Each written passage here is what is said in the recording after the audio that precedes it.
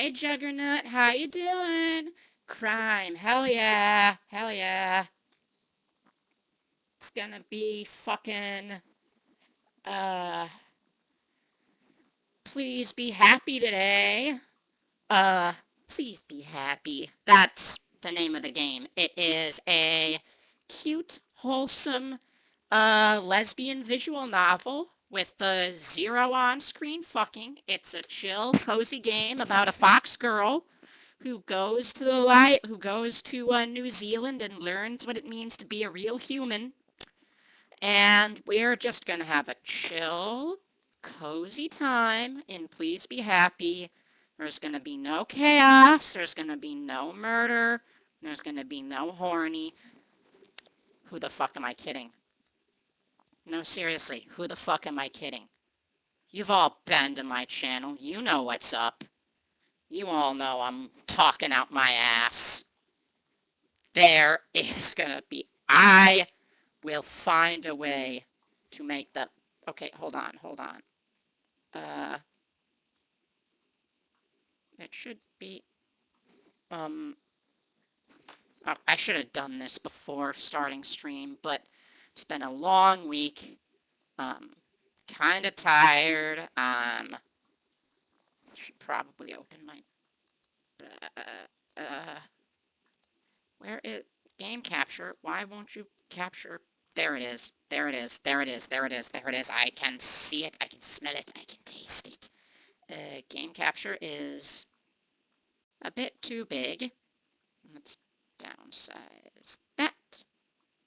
I should have done this before stream. My bad. A little bit bigger. Please be happy. Yeah, so it's gonna be a chill, cozy time. It's not gonna be chaos. It's not gonna be horny. It's just gonna be chill and cozy.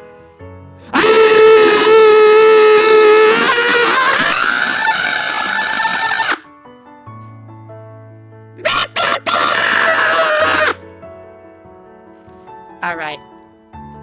Oh, already? Okay, let me grab my keys.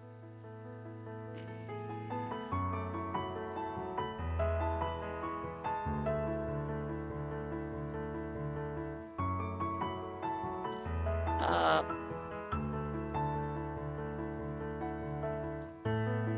Rose-colored days, I think, is where we were at. Oh, I'm so sorry. I shouldn't have screamed, Juggernaut. Yeah. All day it's been showering on and off. Raindrops still pattering on the roof even now. At least the frogs outside are comfortable, happily croaking away in the dark night. Ribbit, ribbit.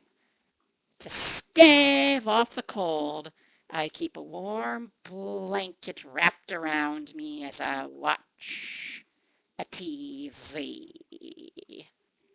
I keep a warm blanket, um, uh, I keep a warm blanket wrapped around me while sitting up and watching TV. She just like me for real. Mio just like me for real. Bep, bep, bep, bep, bep, bep. Nope.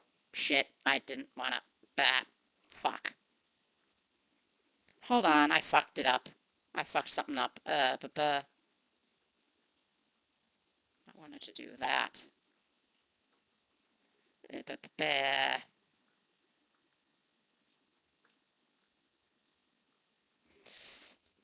I don't really understand all the complicated things the presenters are talking about, but it's interesting to see their reports from all around the world.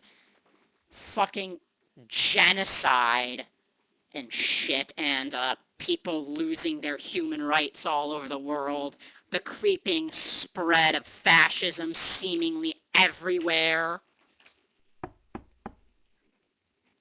My ears prick up as I hear someone walking up to the door, a series of 3 knocks gently ringing out against it. Always 3 from Juliet. All right, Juliet is our vampire librarian. Yeah? Oh, Oh, does Mio have a new outfit? I mean, she's still got the pearls, but we have not seen Mio in this fit before. I'm making some tea. Would you care to join me? I can make some hot chocolate as well. So our main girl, not fashionism. Fashionism? Fashionism. Oh, fashionism. Fascism, got it, yeah. So Mio here is a Gumiho from Korea, has been living as a fox slash thief, kinda just surviving though, not really living. Has never really known stuff like love or friendship and, you know, all the things that make us human. Only just now, after thousands of years of life, is learning to read human words. And she illegally entered into the country of New Zealand, where she was basically adopted by a vampire librarian and a human barista. And, that's pretty much what's happening. Be right down. She's cute. She's like Neri, but a fox. A warm drink sounds nice right now. Not wanting to leave my cozy blanket, I decide to hold it tightly around myself and waddle down to the kitchen with it. The stairs prove a little difficult, but I manage. Hold on. I'll be right back, because she keeps mentioning a blanket. I will be right back. I'll be right back. Bye-bye. Lexi, I'm stealing a blanket.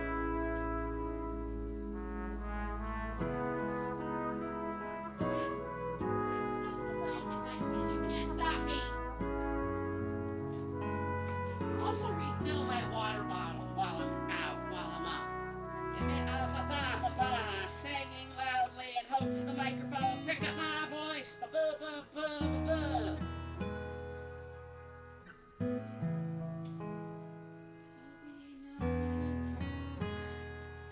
There'll be no flowers, no, not this time. There'll be no angels gracing the lines, just these stock words I find. Da-na-na-na-na-na. I'll take a smile, but I'm too weak. I'd share with you if I could only speak just how much this hurts me. Alright, I needed a blanket too, since Mio's got a blanket. I stole the blanket from Lexi, and I also refilled my water bottle. The You game. knew what I was gonna say before you even asked me, huh? There are already 2 mugs sitting on the table when I arrive, and the kettle is already steaming. As I take my seat, Juliet pours boiling water into each cup. Boiling water! I had a feeling, yes.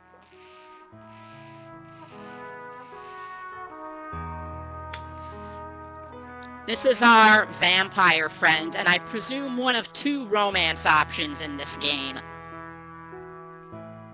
She pushes my mug across the table, and my hands peek out from my blanket to cradle it. Just like my hands are doing with my water bottle under my blanket. Happy for the warmth, or in my case, the hydration.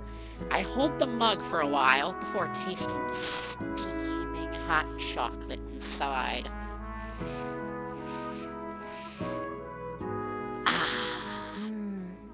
I like the hot chocolate you make even better than the stuff at the Bell House. Don't tell Aspen I said that, though. Why, thank you. I'm happy to hear that. Although I imagine Aspen wouldn't be. I just said that, Never go there? Juliet. Now that I think about it, I'm surprised we've never gone together. We haven't. Well, why don't we change that sometime then? Perhaps we can meet Aspen for breakfast there instead. It has been a while since All I right. stopped by. I'm gonna give you your sexy voice redeem soon, Sure. Juggernaut. I've never gotten any food from there. Only drinks. You're in for a treat then. They serve delicious pastries. Oh my god, so much dialogue!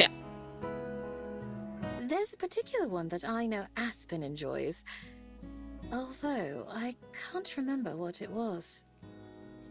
That's okay. I'm sure I'll be fine with anything they have.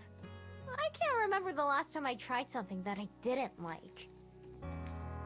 Miho, you're also easy to please, having lived in the wild and the woods and raiding human towns for food and rummaging through garbage cans for thousands of years. You're like, it's edible? Yummy! That must come in handy when traveling the world so much, I'm sure. As I just said, Juliet, stop stealing my words, Juliet. You're just repeating things I'm saying. Fuck Yeah. you. Can't afford to be picky when you don't know the next time you'll even have options. Have you found a favorite food? Or type of cuisine that you most enjoy? Oh my god, when's the next line of narration? I'm trying to give Juggernaut his fucking sexy voice redeem here. Not really. Most of the time I just Come eat junk food or on. leftovers. Okay. Not really anything Don't fancy. you want to be a good girl for me? Don't you want to give me a line of narration Understandable. to read?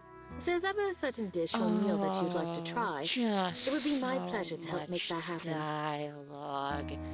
Just non-stop dialogue. Juliet's a vampire, Perhaps we could even Juggernaut. learn to cook it here at home, so you could have it any time. Sure. I toss that onto the mental pile of if there's ever anything that Juliet's offered me. I know she means well, but at this point, I can't remember everything she said that about.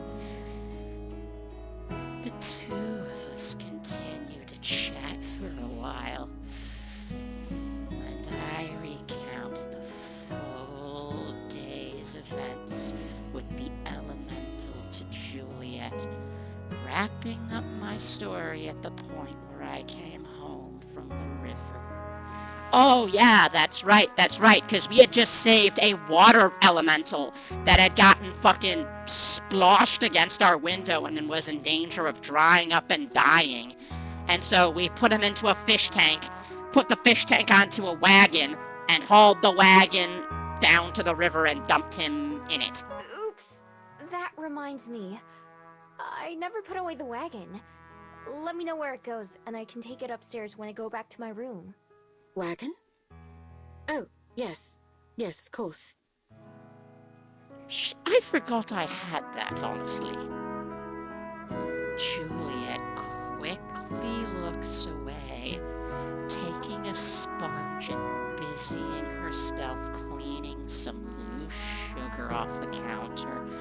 But it's obvious that something's off. Hey, Juliet, what's wrong? Be a good girl and tell me, won't you? Automod is a pain. I'm not sure what to do. It's so rare that Juliet's the only one who seems uncomfortable. In fact, this is the only time I can think of. Yeah, Juliet doesn't get fazed by much. Other than when I first met her, of course, when I tried to steal that painting, who I am convinced that painting is of Juliet's dead lover. Just By putting that the out there. way, who does all that stuff belong to?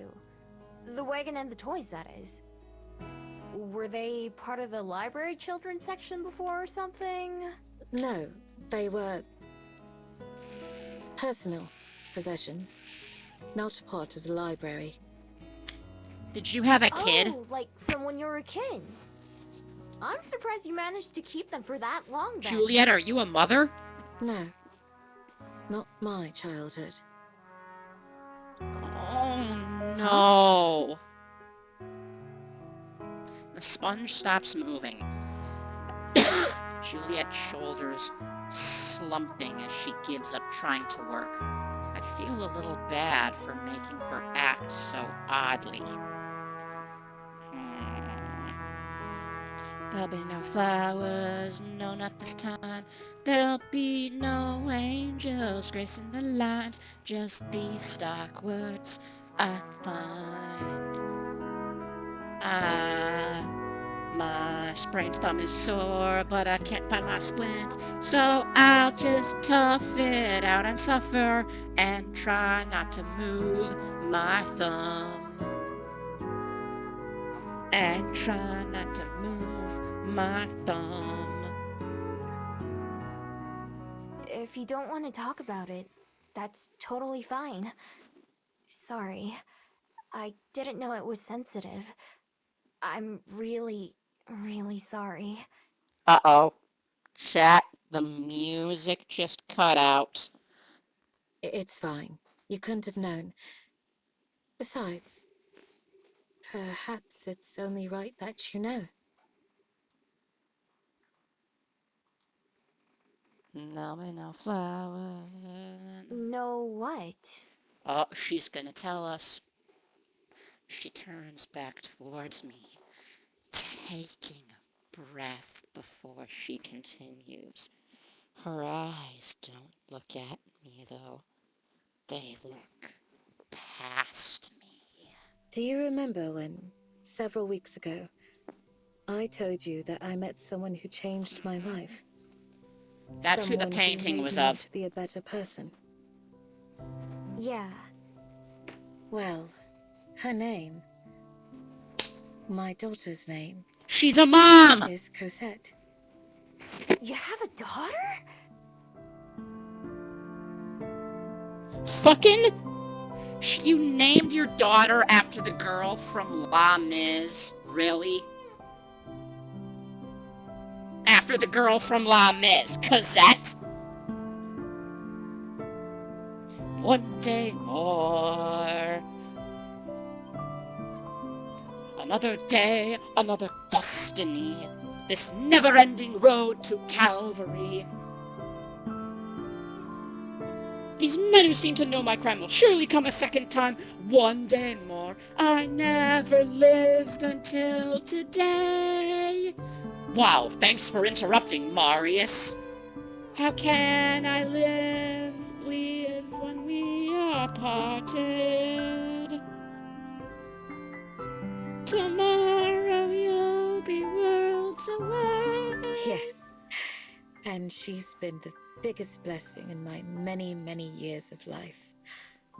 Although she's not of my own flesh and blood, she was my child. Did you kidnap a kid and raised her as your own? Didn't know it was sensitive. That's what she said. Literally.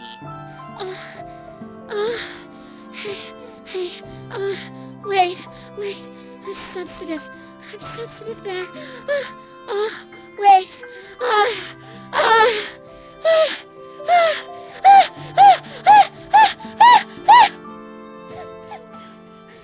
I lied when I said it wasn't gonna get horny. Oh my god, she's talking about her kid, her adopted child. I should not be making horny noises here. That's bad. I found her on my doorstep one morning. Ah, Lexi's hitting me with the blahage, a blue eye, an IKEA shark. It was cold that morning. So very cold. Oh, so you just adopted an abandoned baby. That's...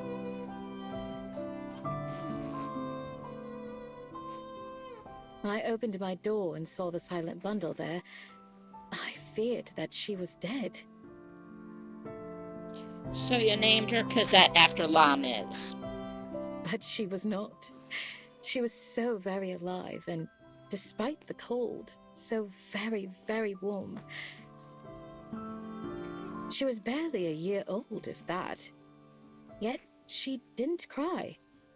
She could have been there all night for all I knew, but she never uttered a sound.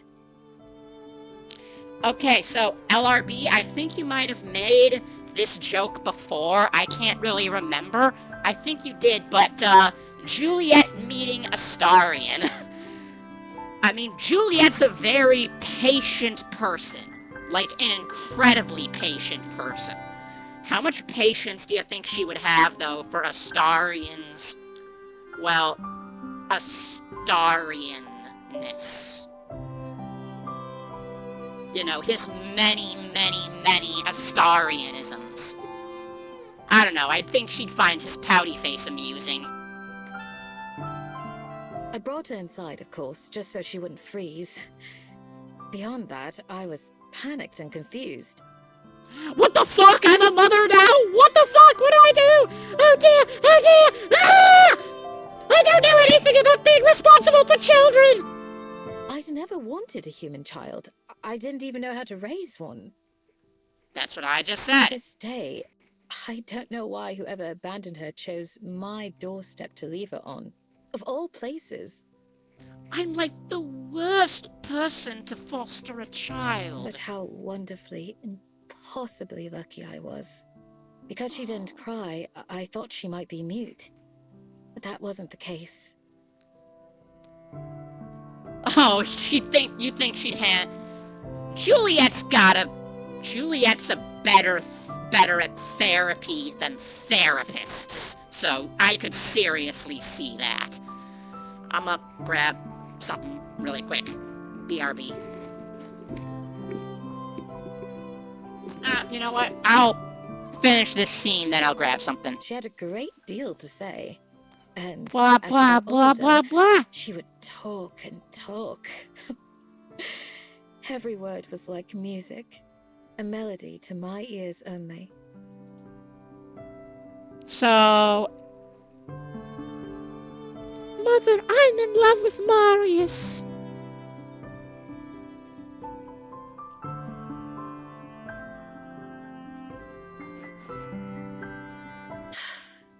I felt so fortunate.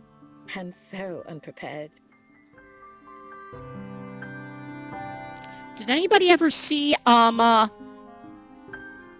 Waluigi sing One Day More from Les Mis? One day more! Another day, another destiny! This never-ending road to Calvary. These men who seem to know my crime shall surely come a second time. One day more. I never lived before today. How can I live when we are parted? Tomorrow you'll be worlds away! Wah! I can't sing in Waluigi's voice. Fuck. Okay.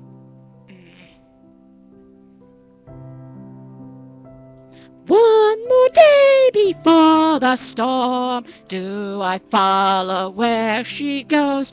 At the barricades of freedom, shall I join my brothers there? When our ranks begin to form, do I stay and do I dare?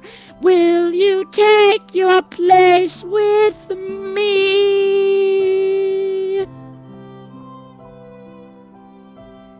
Yeah, here comes the I sad. suddenly had the life and well-being of another in my own hands. Her future, her everything. Here comes the sad. Do do do do. Oh, by the way, I got a new plushie that I'm keeping over next to my computer now, and you want to know what the plushie is?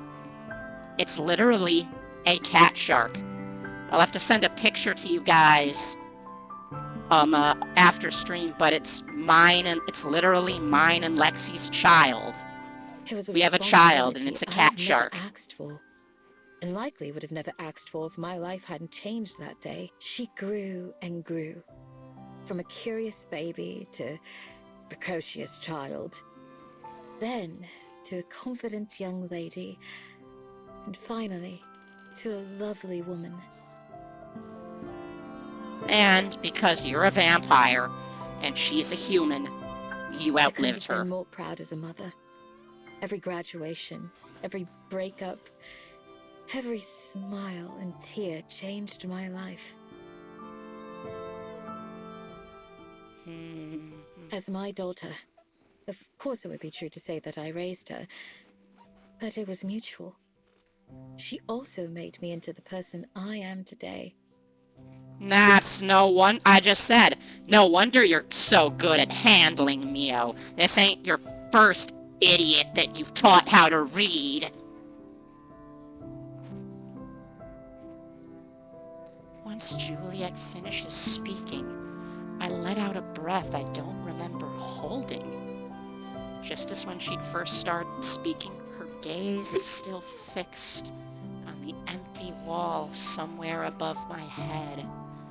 Just like when Aspen gets sucked into one of her books. I can tell that Juliet's mind is somewhere else entirely. The moment that I resolved to raise her, I made a promise to myself and to her. A promise that I would do all in my power to make the world Cosette lived in, grew up in, a better one that I had experienced.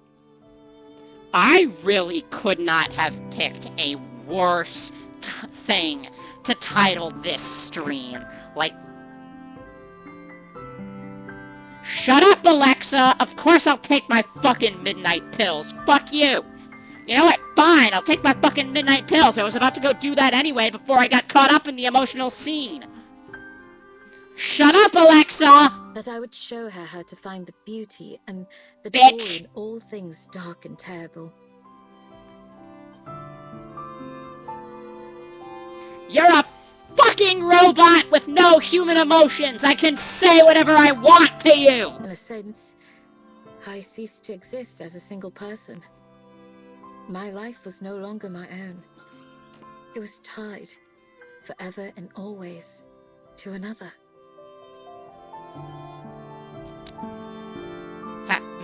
Get someone in your life who makes you feel like that. That's how I feel with Lexi, and holy fuck, it is the most incredible thing. Well, it's not like a mother-daughter thing with Lexi. I'm about to say I love her with every fucking molecule of my existence in this pitiful universe. All of it is everything that makes me me, is just filled wholly and entirely with unconditional love for Lexi. And chat gets, I mean, I know some of you are single by choice, but goddamn, finding someone who makes me feel like that, chat, is the best feeling in life that I think I ever could have experienced. Ever. God damn it, now I'm getting all fucking mushy. God damn. So, all those toys and things. They were Cosette's. Yes, the treasures and mementos of another life. She was probably a human. So, time took her away, whereas time, it's like a tragedy of long life thing. Of happy days filled with laughter, of scraped knees and tummy aches, of heartbreak and homecomings. God, I remember when I scraped my knees just outside my fucking apartment. I was just booking it because it was street cleaning day and I hadn't moved the car, and I just fucking tripped and just like rolled across the pavement, and my entire fucking body was like, it went through like a wind tunnel filled with nails.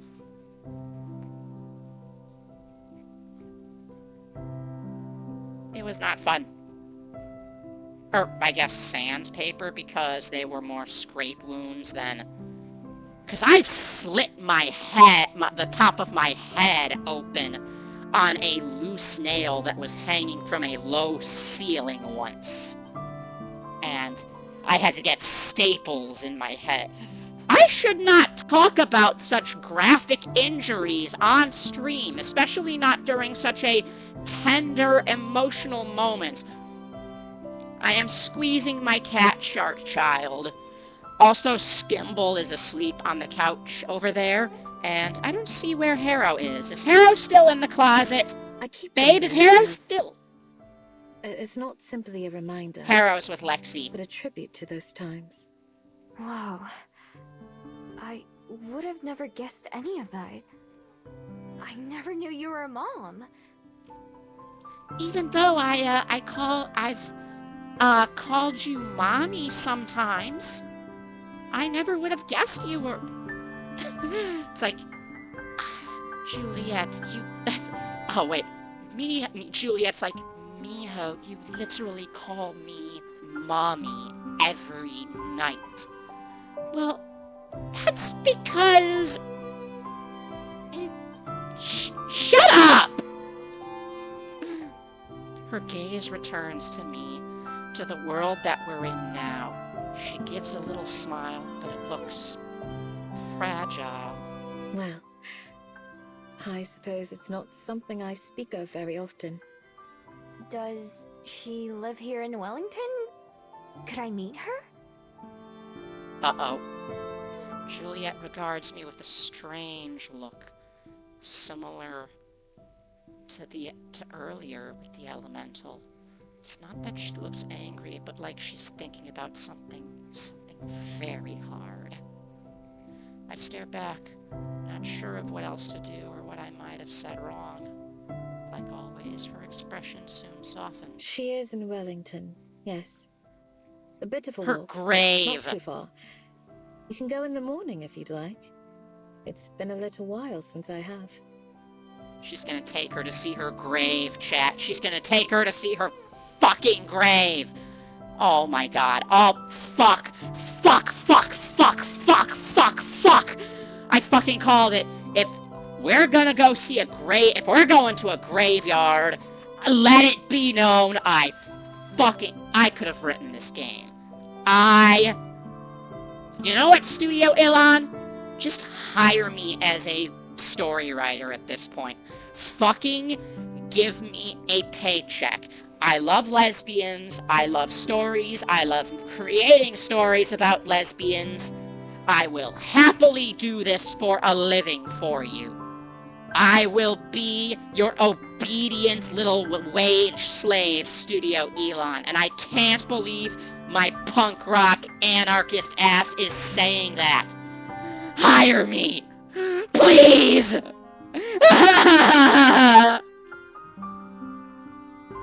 I just want to stop dumpster diving for food like Miho.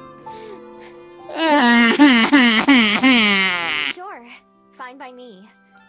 I guess it is getting kind of late for a visit, huh? Oh, also, in 2 days' time, I'm running D&D. Yay! It is indeed. Speaking of which, I actually I have some still gotta business get that I must shit tend with to my myself. meds sorted out, by the way. Will you be alright on your own, Miho? Where is Harrow going? Harrow's coming out. Oh, hey, babe. Hi, Lexi. Oh, yeah, I'm playing Please Be Happy again. Would you like to say hi to chat? That's the vampire librarian. Hi, chat. This is my stream now. Oh, yeah. I'm of commanding course. this. Don't worry Oh, about me. oh, it's voice acted. Have a good night then. See you in the morning. It's okay, there'll be bits of narration See you. for you to read. Yeah, I'll be I'm ready waiting to go for first it. thing. As Juliet leaves, I watch her go. It might just be me, but it seemed like she left in a hurry after saying all that. I have no context to any of this. I We're was gonna in the be other room. visiting Juliet's daughter's grave, and Miho doesn't know. Excuse me, Juliet has a daughter who's She dead? had an adopted daughter who was a human Juliet's a vampire, so Oh, yeah, tragic. Miho hasn't figured out that her daughter is dead yet, but we have media literacy and we can all see the writing on the wall. Anyways, chat, I'm gonna trap, Neri inside this Pokeball.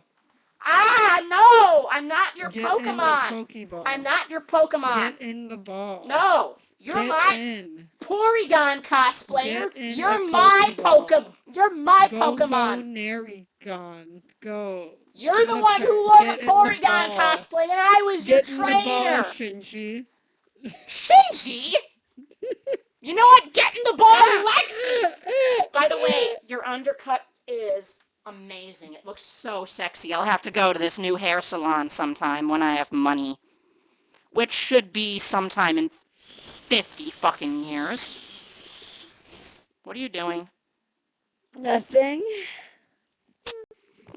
Thank you for the wrist kisses. Could you click the mouse and read the dialogue or give me back my headphones? Maybe she and Cosette had an argument about something. She Maybe she just didn't want me to meet the other people in her life. Can I click the... You wanted me to click it? She named her daughter after the girl from La Miz. I'm probably just imagining it. That was a terrible idea to do that. I'm just saying. One day The more. way she talks about Cosette is so different. That's a joke for Les Mis people. It's so different to the way I've heard Juliet talk about anything or anyone else. I can tell she cares a lot about her. Hopefully it'll make more sense tomorrow after I get to meet her. When I finally decide to head up to my room, I take the wagon back first. Wagon. As promised. I have to pick it up and carry it to get up the stairs, but luckily my big girl muscles are so swole after bench pressing all the lesbians at the gym that it's not really that heavy even with my blanket punched up inside.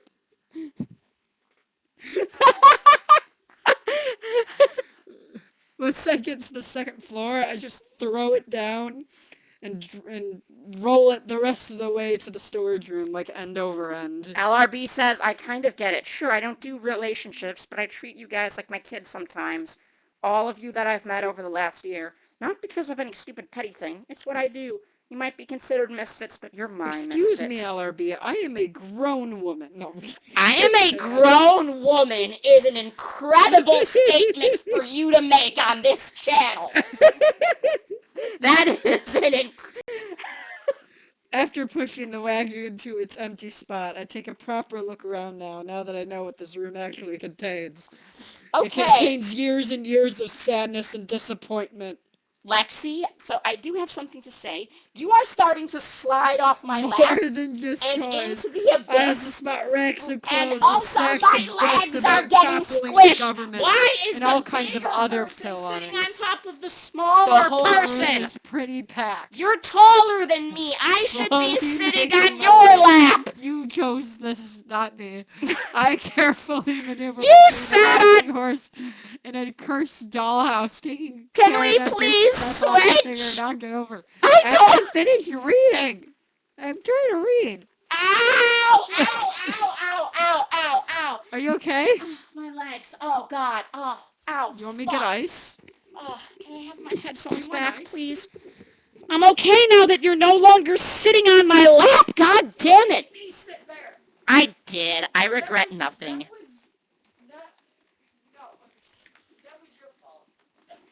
Why don't you be the lap pillow?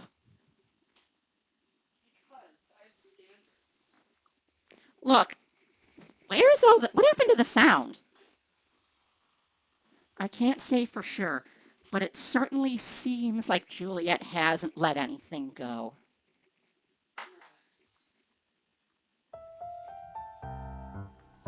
The morning air is fresh and crisp, and the plants around us look healthier for their drink last night. A handful of small puddles here and there are all that remains of yesterday's rain, likely to be completely dried up in a few hours. That's what I'm hoping tomorrow will be fucking like. Harrow is loafing. Oh, I'm trying to do the Pomni Stretch Armstrong thing where I reach across the room and give Harrow pets. But I can't You know what? Fuck it. Fuck it. Be right back. I must pet the kitty. I must pet the kitty. I must pet my child.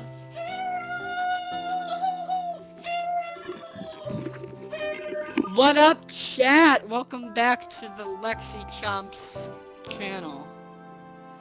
Today, we're going to be talking about 101 ways to fillet a fish.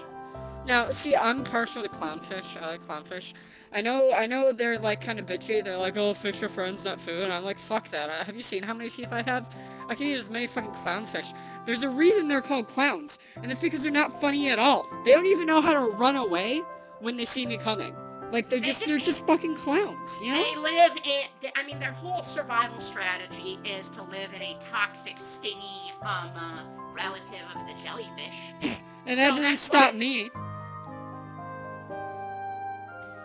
I have my headphones back, please? Also, thank you for letting me sit on your lap. I'm not letting this happen. Get off! Get off! Oh, are you okay? I'm crushing Lexi's pelvis. I'm pretty sure you don't take this away, but I'm pretty sure you weigh more than me. I'm light as a feather. And yet you can pick me up. Excuse me, have you seen how skinny I am? My child! I dropped him. I didn't. Our child. He's our child. He's a cat shark. He's a cat blue high. Hot. Ow! Ah! Ow! I reached back and my finger smacked into this lamp right here. Oh my god, it like cut me. Where? Right here, you can see the line. Oh, I thought when you said cut, I thought you meant bleeding. I was about to get No, it looks more like just a scrape. I'm fine. I love you too. God. Might need ice for that. Oh, fuck, it hurts.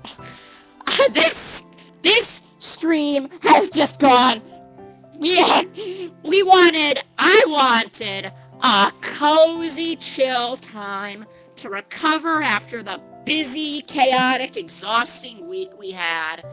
And it's just gone completely off the fucking rails, chat.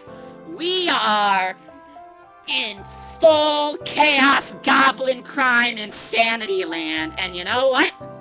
I honestly don't know what else I expected. As I stand by the front door of the library, Juliet walks up beside me and unfolds her parasol, bringing it over her head. And I'm going to go get ice for my hand, and while I'm at it, take my midnight pills. Take your midnight pills. Take your midnight pills. Alexa's voice will be the madness montage of my dreams. Take your midnight pills. This is a reminder. Take your midnight pills. Take your midnight pills. Take your midnight pills. Take your midnight pills.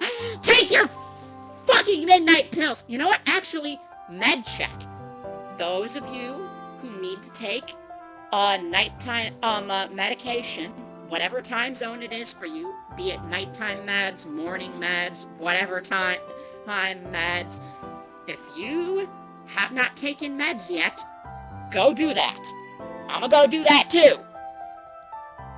I'll see you all when I get back, which should be a couple seconds. The meds are just right over there.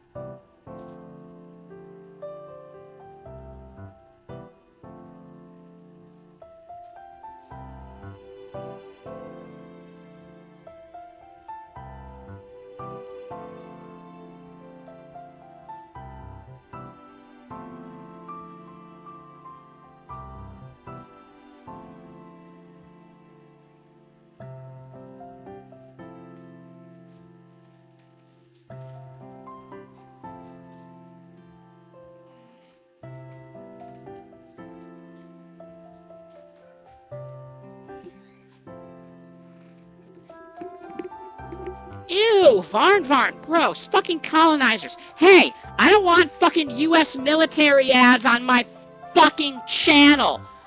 Fuck off, you genocidal assholes. Has everyone medicated? Has everybody done their meds? Why is my face not tracking? There it is. Alright, I'm gonna take my meds.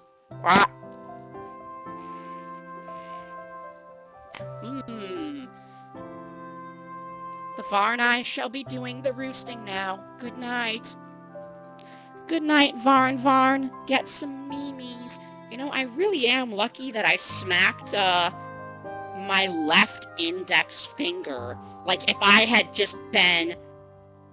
If the position of my hand had adjusted slightly, I might have smacked my left thumb, which is the sprained thumb. Oh, thank you so much for the feather, Varn. But yeah, I'm so lucky I didn't smack my sprained thumb just now. I'll treasure the single feather forever, Varn. Shall we depart? It's about a 30-minute walk from here, so perhaps we'll take a ride back once we're done. A ride back on what? Plane, train, automobile, six-legged gecko? Six-legged gecko? Do you not have six-legged geckos as beast of burden here in, Wellington? Is there anywhere on Earth that does? Yeah, we ride the giant six-legged geckos everywhere in Korea. What? Yep. Will you be okay in the sun with that? Oh, right, she's a vampire. Yes. It's still early enough that I don't need to worry too much. That's right, she's on a nocturnal schedule.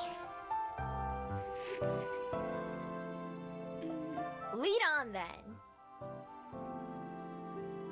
Stepping out into the brilliant morning, I stretch and roll my shoulders.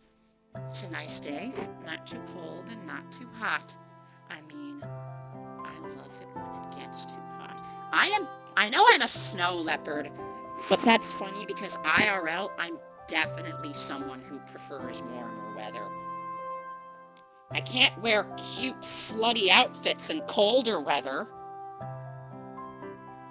I'll grab something and then I'll be right back. Ba-ba-ba-ba-ba-ba.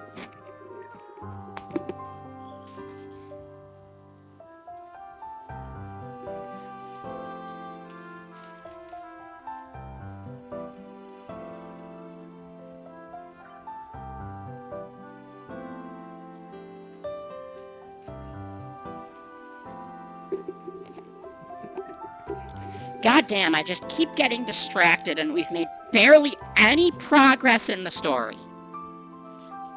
As always, Juliet's steps are measured and even as she walks.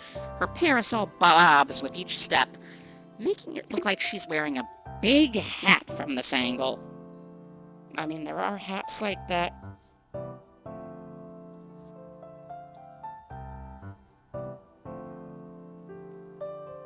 There are parasol hats.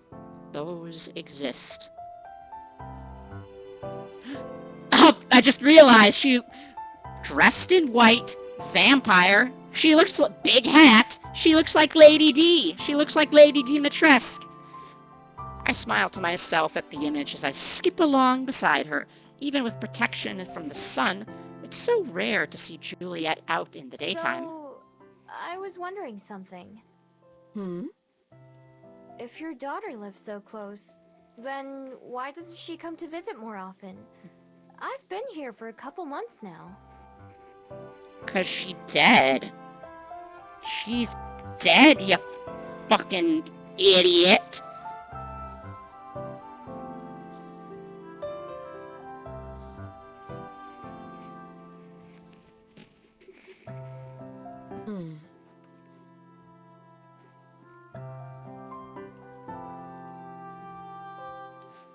Okay, but LRB, here is the question. Do Juliet got the cake? Does she got the whole bakery back there? I'm going to choose to believe that she is thick. That she's thick and juicy.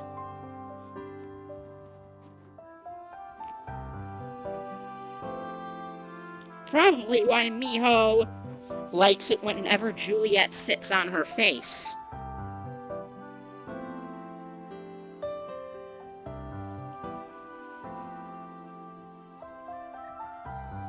Okay, Juliet, your throne is ready and awaiting your royal tush.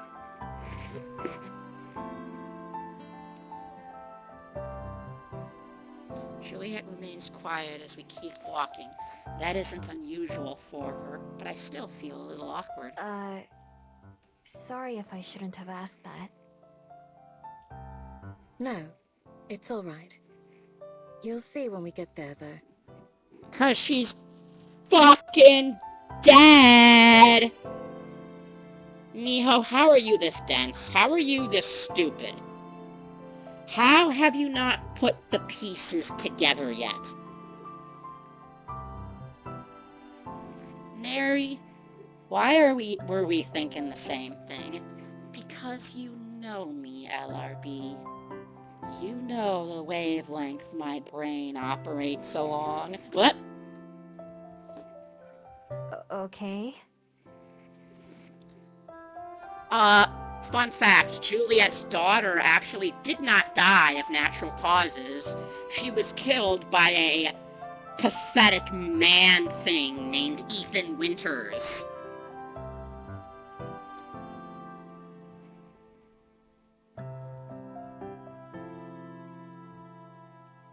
We head in a direction that I haven't explored before. We're in the same area as the gardens, but not quite the same spot. Hold on, I gotta check. I just kind of tripped over my headphone cable for a sec, and I gotta see if my headphones got disconnected. They did not! Yay! We can keep going. A massive green hill watches over us from one side, while the trees blink at the other. After crossing a small bridge that runs over the highway, we reach another beautiful area. The concrete path we walk along is lined with bushes and flowers, and occasional decorative lamps. There are a few houses peeking through the trees which ring the area, but most of the field is still covered in nature. Get ready to meet the heavily decayed corpse of the girl in that painting you stole, Miho. Oh, Heisenberg is 100% in the closet. Whoa. Are we getting close? Yes, we're very nearly there. This is Bolton Street Park. She's pretty lucky to live in a place like this, huh? Even as a child, Cosette had an affinity for the woods and trees. I get that. I'll bet she would love to be able to turn into a bat or a fox. I'm taken off guard by Juliet letting out a great laugh. I don't think I've ever seen her like this. A little giggle, or rarely a chuckle from time to time, but never anything so relaxed and sincere. A grin spreads on my face from just watching her. Yes, I think you're right about that. There are only a handful of houses around the park, so I wonder which one is Cosette's. Time and time again, we walk on past the turns which lead to any of them. Just as I start to wonder where it is we're going, Juliet slowly comes to a stop. The main path forks into two here, but the one to our left a well-trodden dirt path. There's a sign, but I can't quite read the writing yet. Everything okay? We're not lost, are we? Miho. Miho. My poor, sweet summer child. Too pure, too innocent, despite all the crime, for this world. How are you this fucking dense? How have you not added it up by now? God damn it, Miho! Holy fuck! Heavens, no. I called it immediately, and granted, I know story beats, but how have you not figured it out by now? There have been so many signs, all pointing to the fact that Cosette is fucking dead. A number of tall trees shade the path that we're on, giving enough protection for Juliet to slide her parasol shut. She takes a deep, silent breath, then smiles and gestures down the offshoot before It's us. right this way. Just a little further. Nodding, I follow again as she leads onwards. Just how out of the way does your daughter live? Miho, I like you, but you're incredibly stupid. No, I'm not! Right away, I notice that something's a little bit off. Juliet's steps are slower, a bit more uneven, like she doesn't want to get to wherever we're going. 'Cause her daughter is dead. I mean, she knows what death is. She knows that, remember the Gooey Miho painting? She knew right away that the thing in the painting was depicting a murder. She has been met with violence and hate and discrimination throughout her life. She knows what death is. She is familiar with the concept of death. She has no excuse for being this fucking stupid. How has she Here not we figured are. it out? Huh?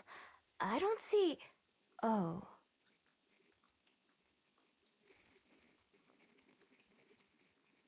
In the shade of one of the trees is a gray stone monument. Its edges are rough and worn from time, but it's spotlessly clean. There are others like it nearby, practically identical. Words are carved into the stone, too small for me to read easily. Await the great teacher Death. I've never visited before, but I realize what this place is. She knows. What did I say? I silently mouthed the letters at the top, even though I'm pretty sure what I know it's going to say. There's a C, then an O, then an S. Cosette's grave is preserved perfectly. I'm sure Juliet wouldn't stand for anything else. I'm sorry. I didn't. It's okay, Miho. I'm aware you didn't know. But I wanted you to. You could have just told me. She turns to the grave, gently running a hand over the curved stone. My beautiful, precious daughter passed away years ago. Almost 2 decades by now. You know what's a very, very, very cruel trick of fate? I am playing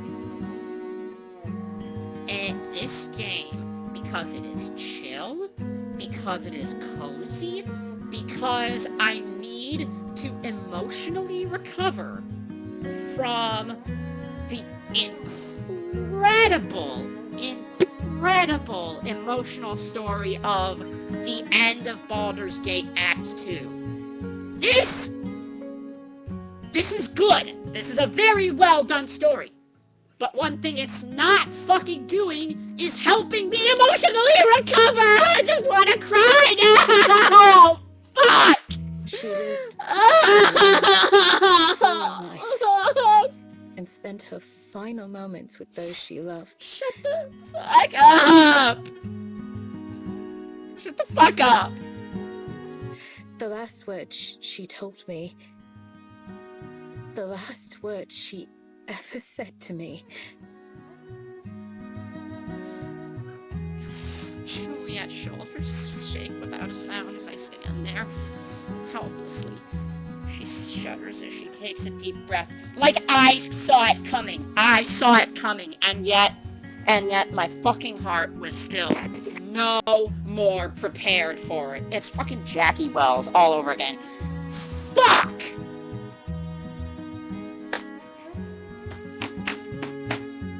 Fuck! God! Fuck! Fuck, man! Fuck me sideways. God. Or that she couldn't have been happier. Now my right hand hurts from pounding on my fucking What computer. was she like? Ow. She was so many things that it's almost impossible to answer. She was adventurous and free, sometimes stubborn to a fault. Once her heart was set on something, there was no stopping her. Stop! She sounds like me and Miho. Oh my god. And that's the fucking painting that Miho almost stole. Oh my she fucking did, god. she did vividly, to the fullest. Fucking god. Even if the very laws of existence told her something was impossible, she would try anyway. Fuck. I am not okay. This is sounding like me. This is sounding like me. It's sounding like Miho.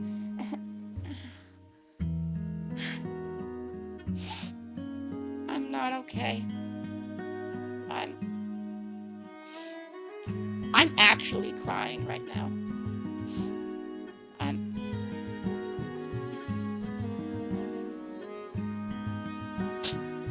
Yeah, LRB. When the fuck did these ninjas cutting onions break into my damn apartment? What the fuck? Get the fuck out of here, onion cutting ninjas. She was endlessly kind, with compassion for every living thing. From the smallest insect God.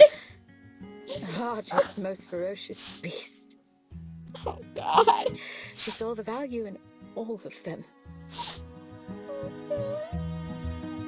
She gives a small smile when she looks at me, even as tears well in her own eyes.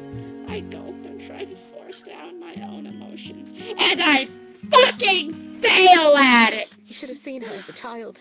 She would talk your ear off. I don't know if I've ever cried Both this of them, much if you on do that stream her. before.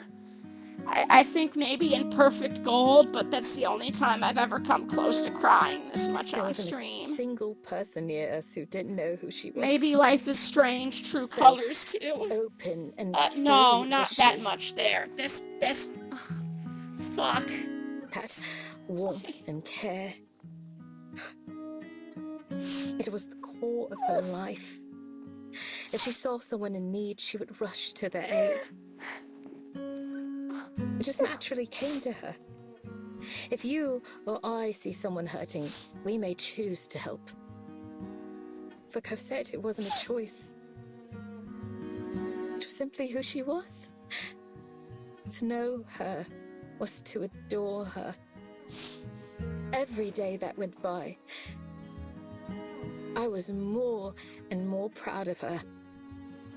Those virtues never faded a bit. Even on her last day, she was worried for me more than anything. I promised her that I would...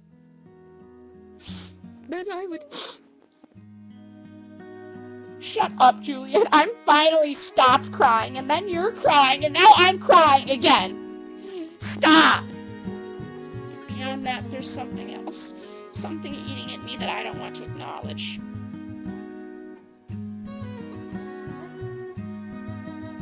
Juliet turns back towards the grave, taking a couple steps closer. Unfolding her parasol, she holds it over her shoulder like a shield, guarding herself against the sunlight. She's able to stand a little straighter. I promised her that I would live as she did, to honor her memory with kindness and with virtue and with compassion and patience for all. My fucking god, I can't. Guys, I actually can't. I actually can't. This is not helping me emotionally That I would ensure recover. her legacy lived on in the many lives she had touched. My god. It was only in the days that followed her passing, as I wandered lost and alone, that I truly began to understand how much she had saved my own life. The gift she gave me was something I'd never had before. Purpose.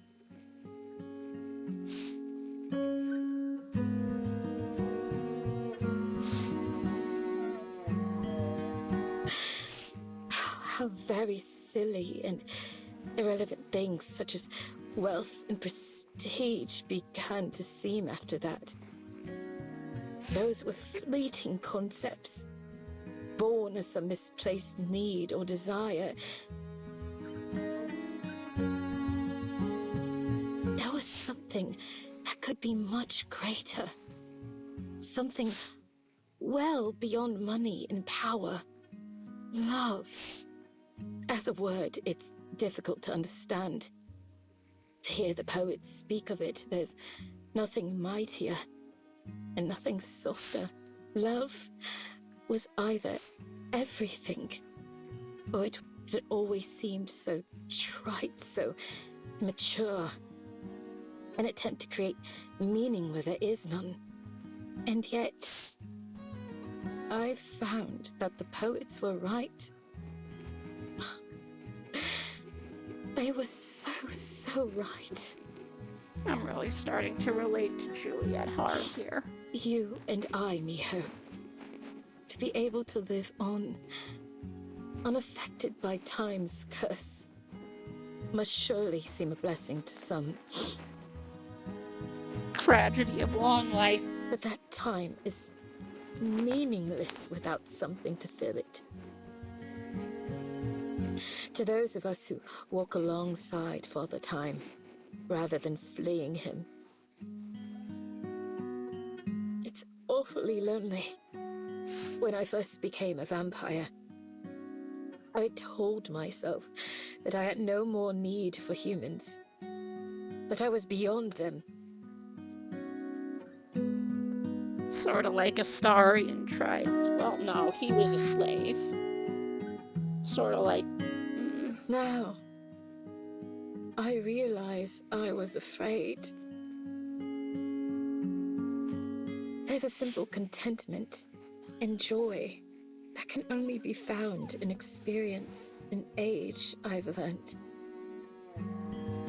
Wisdom does not exclude humans.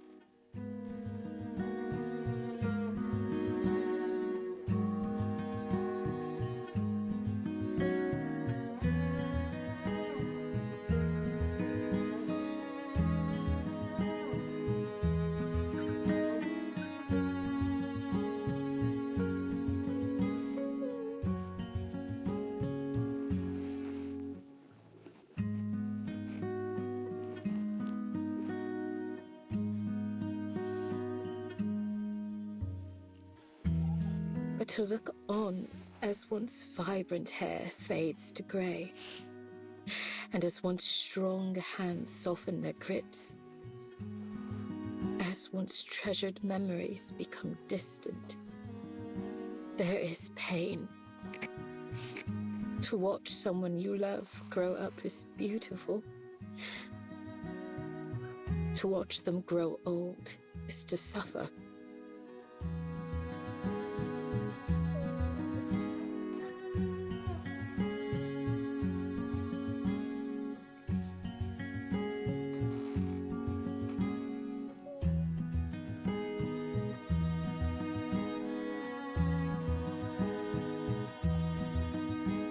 Cosette lived into her 80s. A good, long life for a human. Even as her flesh started to fail her, her mind never did. She was sharp as a sword and quick as a fox. Miho's like, are you... For a human, there is I no was kinder, about to make a Miho joke, gentler end but because than Fox that and... of old age. And every day, I'm thankful that Cosette was one of those lucky ones. To slip away peacefully and painlessly, as I held that soft, shaky hand for the last time. I wished desperately that I could trade places with her. I would have done anything to give her just one more day. But there was nothing to be done. Cosette passed on with no regrets, and a smile on her face. She lived as full a life as any human could live.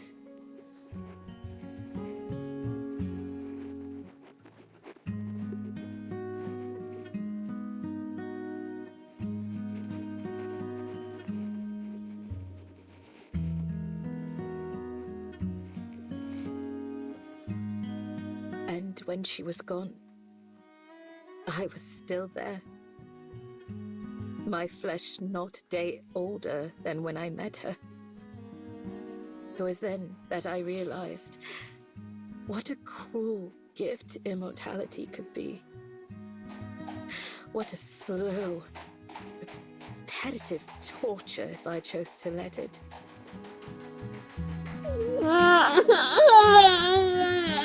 So for the sake of Cosette's memory, and of the promise I made, I swore that I would continue to live as I had not lived before.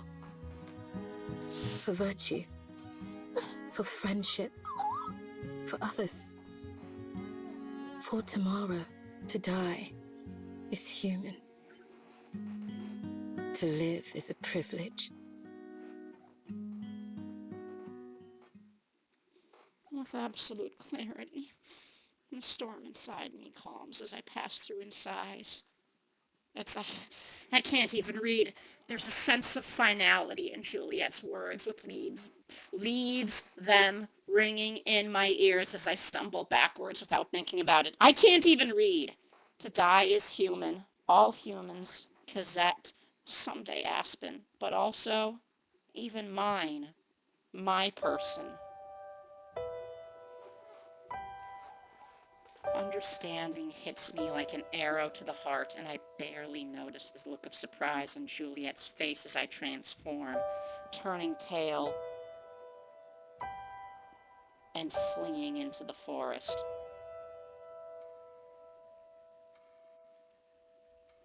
My person, the one I've searched for my entire life, is dead too. Long dead. No matter what happened after they left the forest, and the nature of human lifespans mean that they lived lifetimes ago, generations ago. How much you want to bet that her person was a Gumiho themselves, and that they're still alive, and that they fed Miho a human liver, and that they're actually like a monster? That would be a hell of a twist. Fuck. As I run farther and farther away, one thought echoes above the others.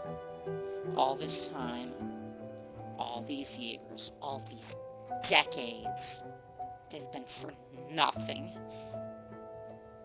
I dig my claws into the earth with every step, tearing at the roots and leaves. I do know the name for the feeling pulling and tugging at me. The one that had taken over Juliet as we stood there. One I've heard of, but never felt until now. Grief. Every lie, every theft, every struggle and hardship, everything. For nothing.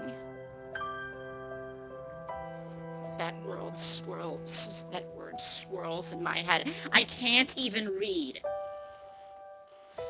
That word swirls in my head. A dying leaf drifting towards the ground, falling and powerless to stop itself. Finally, I come to a stop, not even knowing where I am or for how long I ran. I just stop when I lose the will to run anymore, transforming onto my knees.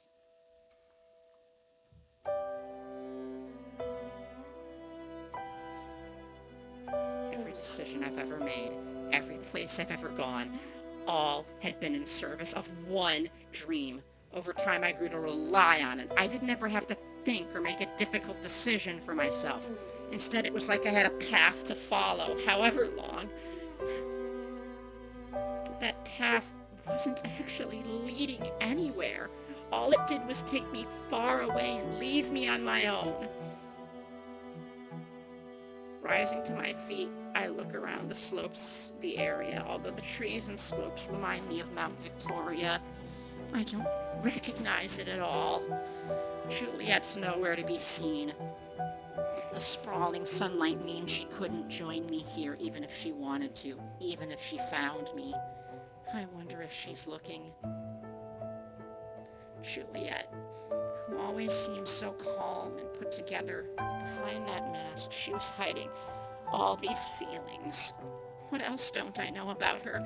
What else has she been keeping to herself? Is it just more pain? An ice-cold chill runs down my spine, making me shudder as I realize something else. She must have known, too, that my person was dead. She must have figured it out right away. Yet she never told me. Aspen, too. Suddenly, every pained look or topic change when I brought up Jong-un makes sense. They both knew, and were hiding it from me all along. This whole time, letting me go on and get my hopes up without ever stopping me or telling me the truth. Hi, Kusuburi, we're suffering! It was so simple, so obvious. If I just thought about it for a bit myself, I realized that humans live and die much faster than my kind do. Sighing, I sit down on the grass, wrapping my arms around my knees. I mash my palm into my eyes and wipe away the tears that are there. Hang on, I am just going to change the stream title here. I need to change this fucking stream title. It could not be more wrong.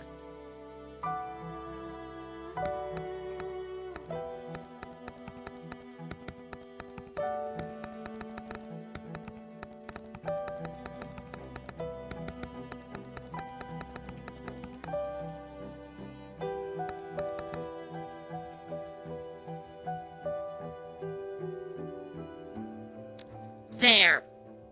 Done. That is a much more appropriate stream title. Fuck.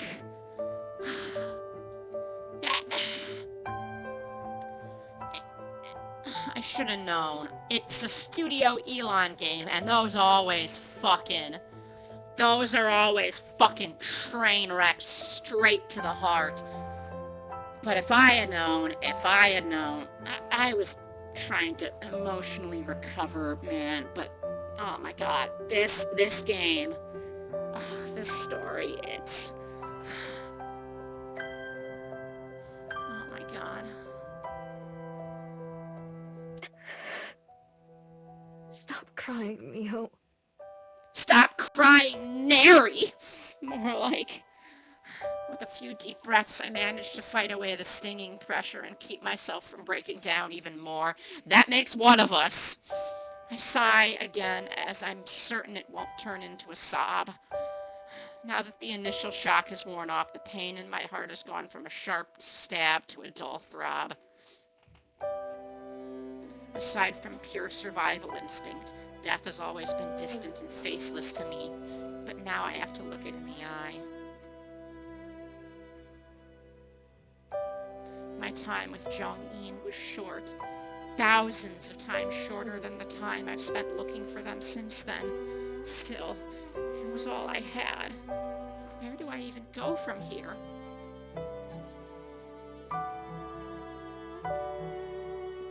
The sun is getting higher, so Juliet must have made her way home by now. She might even be waiting for me to come back. We both know I have to, at some point. It's getting hotter for me, too. Shakily, I rise to my feet and look around again, actually trying to get my bearings. If I have to, I can just go back in the direction I came from until I find somewhere familiar.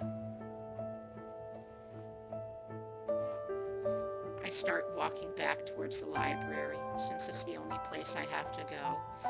I may think of it as home for now, but I can't help but picture Juliet's sobbing face, immortal or not.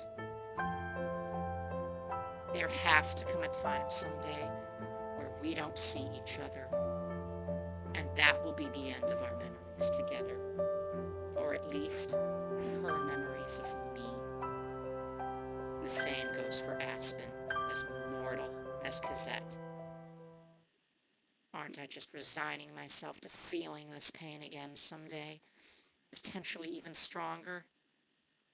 Maybe she was right, the other Gumiho. Maybe I don't belong anywhere. Miho, don't you dare listen to that bitch.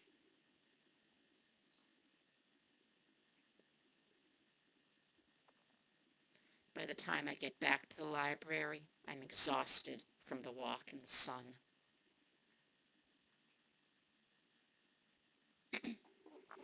I throw open the library door and go inside. Walking past my empty seat at the front desk, Juliet's nowhere to be seen, only patrons. They've always managed just fine without me, though. Plodding up to my room, I grab my blanket from my bed and wrap it around myself before I lower myself to the floor. This is when the tears hit me again. And this time, I can't hold them back. Slouching onto my side, I don't even try. There's no point. As expected, in less than a minute, there's a sound at my door. 3 knocks. Always. Miho? 3.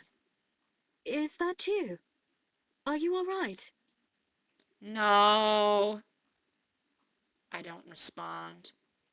I don't even know if I want to see Juliet right now. She's part of this too, after all. She pauses outside for a moment, but a few seconds later, Juliet opens the door anyway. Hold on, I'm naked! Don't come in! Oh, come on, Miho. You always enjoy it. Shut up! Not this time! Miho. The pity in her voice tells me everything I need to know. I can only imagine what I must look like, covered in blankets and lying on the floor.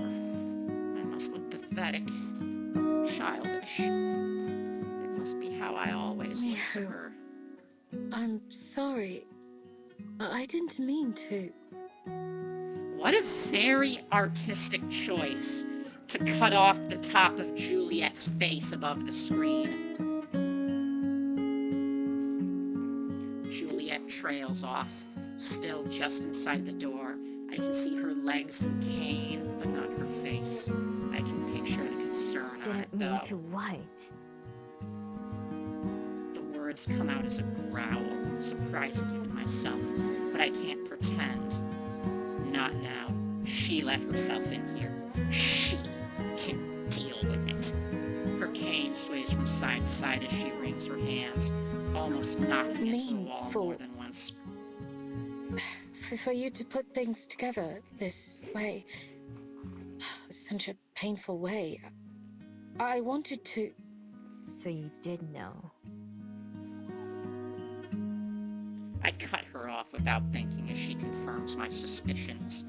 With one arm, I push myself up, letting the blanket fall away from my face as I glare daggers at Juliet. Pardon? You knew. Slowly, I rise to my feet. Don't mind me, just girl rotting. My head is pounding, and I can hear my blood pumping as anger rises through me, bubbling out like liquid magma. I need a fucking cough drop. My throat is so sore from, like, crying and wailing and just... Oh my god. I'll be right back. I'll be right back. I'll be right back.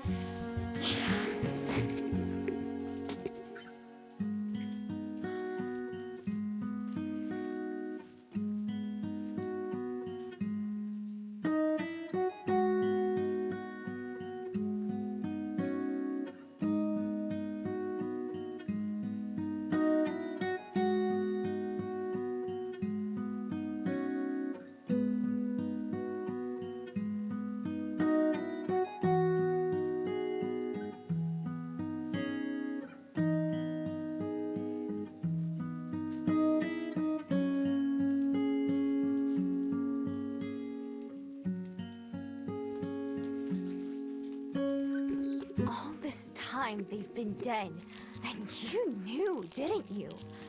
You probably knew from the first time I told you about them, right? She stiffens, and then Juliet sighs deeply.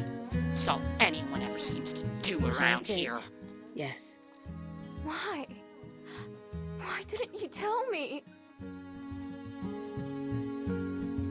Although tears are beginning to choke my voice again, I manage to shout out my question, my accusation. I've been looking like such an idiot.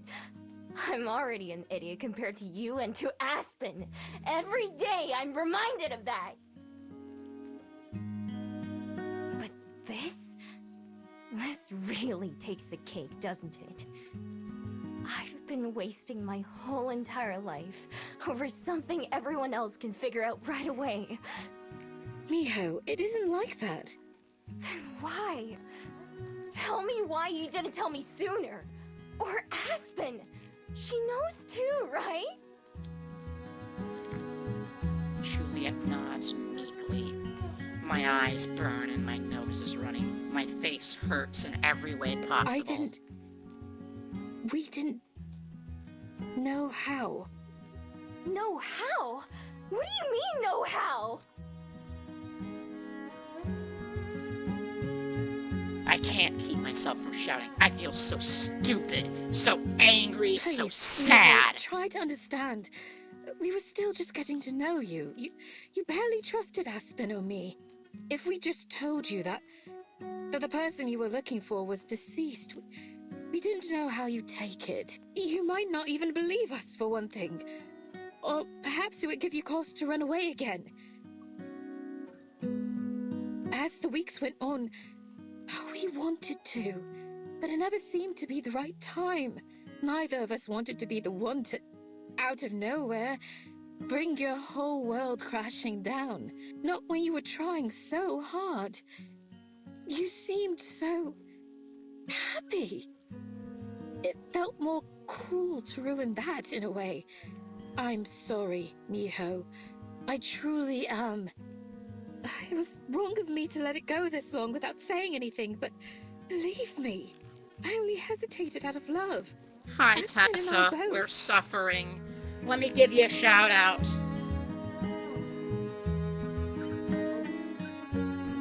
Everybody check out Tessa. She's just started streaming. We are emotionally suffering in here. Oh, God. I actually cried on stream, Tessa. Like, actually cried. We simply Just couldn't now. bring ourselves to break your heart that way. Fat lot of good that did. Juliet sniffles, and I have to look away. I don't want to see her cry again. Not when I'm already like this.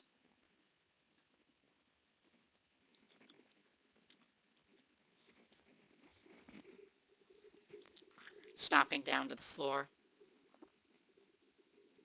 I pick my blanket back up and wrap it around myself again. Even as I do, I can't help but think of how it's not really my blanket. It's Juliet's. She just lets me use it. Like everything Go else. away. To my relief, she doesn't try to argue. Doesn't even say anything else. She just nods and silently leaves the room. And the second the door shuts behind her, I collapse into my bed, put my pillow over my face, and succumb to my grief.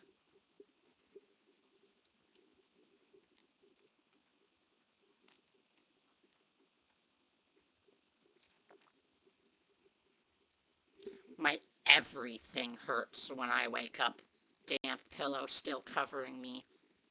My face and head hurt from crying, and my body hurts from passing out in an uncomfortable position. I didn't even mean to fall asleep. I must have cried myself into it. The memories of yesterday don't even give me the chance to wake up before they flood my brain, pulling a groan out of me in response. I don't want to get up. I don't want to leave my bed. What's the point?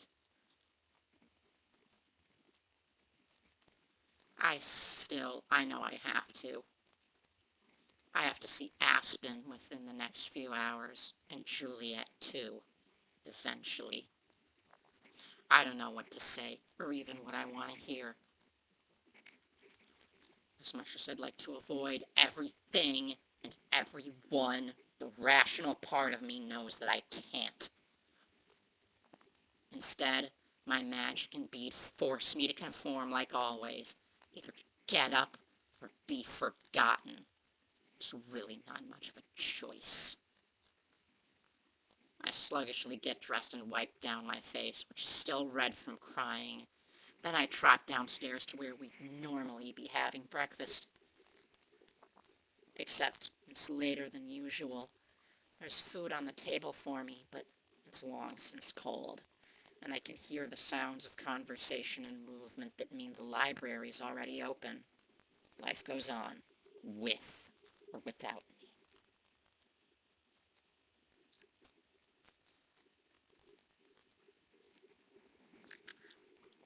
I cram down the slices of cold toast and browning apple without really tasting them, just knowing that I need the nourishment. Then I wander up to the front of the library where Juliet is seated in my spot at the desk. When she notices me approaching, I can see her struggle to decide how to greet me, uncertainty plain in her eyes. I can't decide either, so I just settle Hey. for a stiff nod. Good morning, Miho. Her voice is awkwardly stilted. It seems out of place for Juliet. I gesture at the stack of books next to her and the You can go to half-filled bed. checkout sheet. I can take over from here. Her head, looking a little more confident in the motion. Oh, so you didn't need me after all, huh? No, it's all right. You're in no state to be working today. Let me handle it instead. Really. It's fine. The patron starts to approach the counter, a couple books in his hand. I start to reach for them, but Juliet stands up, blocking me off. Good morning. All set to check out?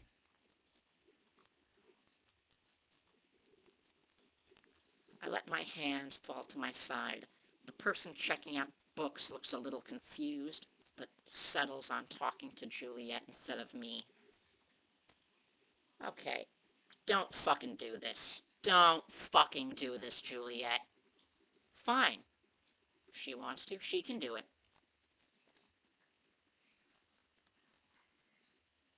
She has that same practiced tone of voice when it comes to helping a stranger that Aspen does. Aspen calls it her customer service voice. To me, it's the same as how I'd sound when trying to deceive someone or get something out of them.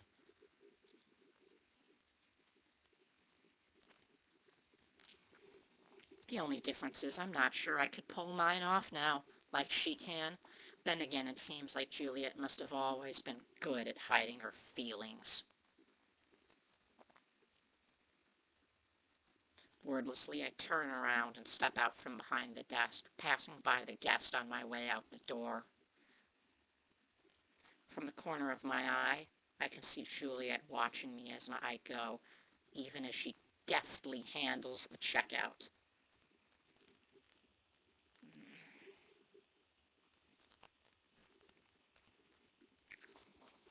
The fresh air is an instant relief. I gulp it in as I stretch out my arms, just basking in the sun for a moment. I start walking to the Bell House because I need to see Aspen before it gets too late. Fortunately, we had a late breakfast yesterday, so I have a bit more leeway than usual.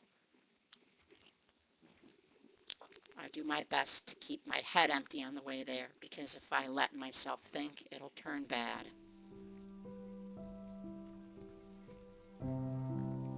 So instead, I just focus on putting one foot in front of the other, and on paying the minimum amount of attention to my surroundings, just enough to get me there. Aspen herself is working the counter when I enter the cafe, and she waves eagerly when she sees me. Oh, Miho! I was just thinking of taking my break early to come see you. Juliet said you were feeling a little under the weather this morning.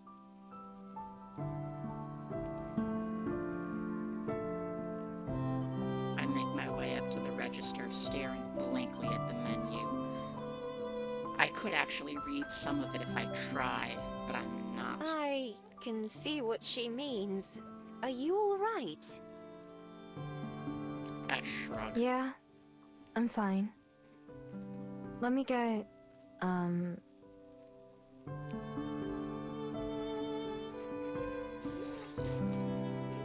names of the different drinks that I like all swirl around in my head, but somehow, picking one feels like an impossible challenge.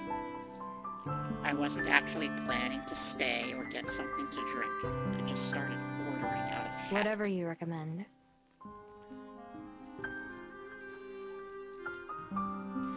Frowning, Aspen taps something into the machine. I reach for my wallet, but she waves a hand to stop. It's on me. Go sit down and I'll bring you something soon. Thanks.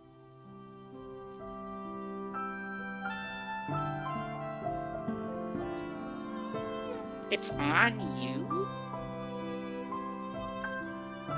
Wait, what do you mean it's on you? Am I going to drink the drink off your body or something?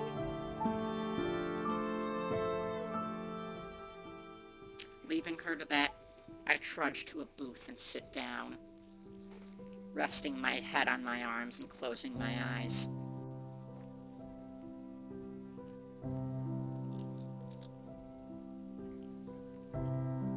I could have just come inside and left again as soon as Aspen saw me, but I know that I wouldn't feel better anywhere else I could choose to go. At least this way I get a free drink out of it. I don't open my eyes again. It's Judy all over again. Judy Alvarez from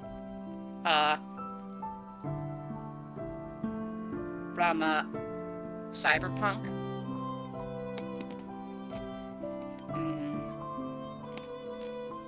I don't open my eyes again until I hear the sound of Aspen setting a cup down in front of me before taking a seat Thanks. herself. Again. Sitting up, I have a taste of whatever it is Aspen brought me. It's scalding hot What's in and bitter. this? Coffee! Black coffee. Just black. With darkness. That was what I had this morning. Lexi was like, okay, I made coffee, creamer for it is in the fridge. And I'm like, you know what? Getting the creamer out.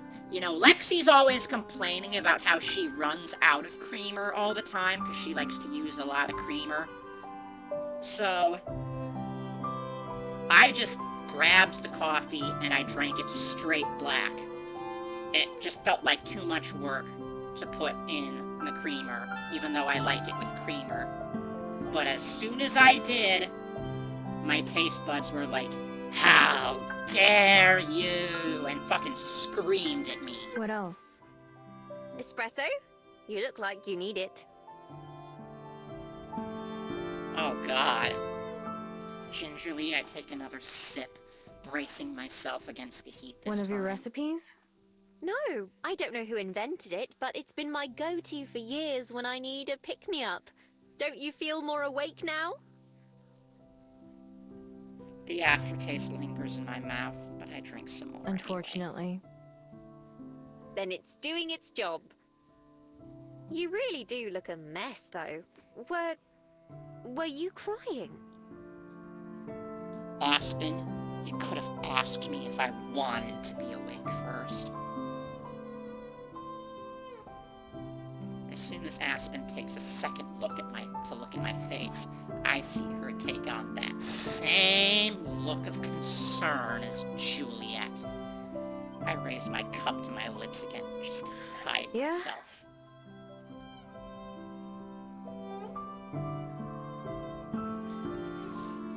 There's an awful scraping sound as Aspen slides her chair a little closer to mine, taking one of my hands in hers. I pull away immediately. Sorry, I should have asked first. What's wrong? Did I do something? It's what you didn't do. Her face starts to redden, and I already know what's coming It's next. fine. I don't know how to respond, so instead, I opt for a question that's been lingering Do you on know my who mind. Cosette is? Cosette? No, I don't believe I know the name. Is she a friend of yours? No. Don't worry about it. She doesn't know about Juliet's daughter. If Aspen doesn't know, I'm not going to be the one to tell her. Still, it doesn't surprise me in the slightest that Juliet never mentioned her before, even though the two of them are supposedly close friends. As for my human, though, may as well just get it out there. At least then we'll all be on the same page. I found out my person is dead. Although I've been sitting with that thought for hours now, it's the first time I've said the words out loud. To my surprise, they come out as steady as everything else. At least I don't feel like I'm going to cry. Oh.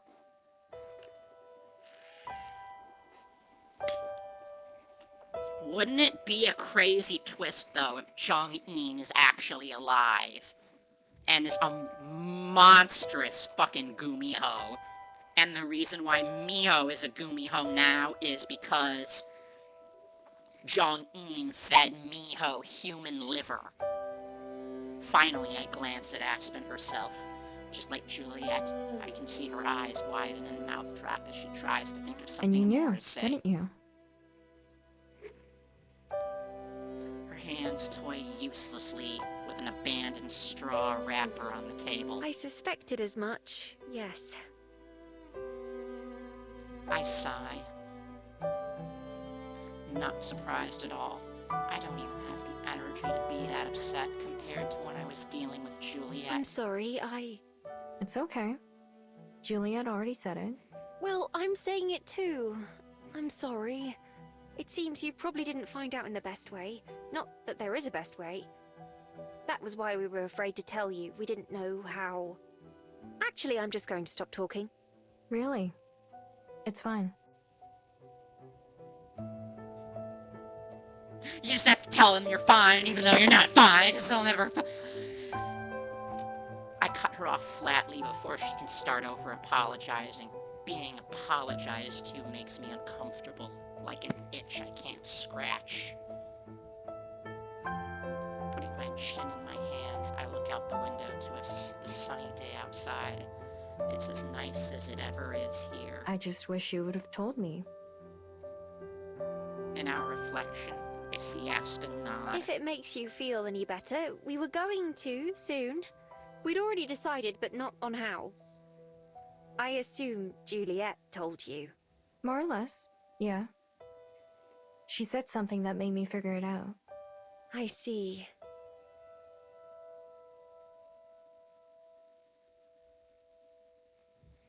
Both of them just accepted my being upset so easily.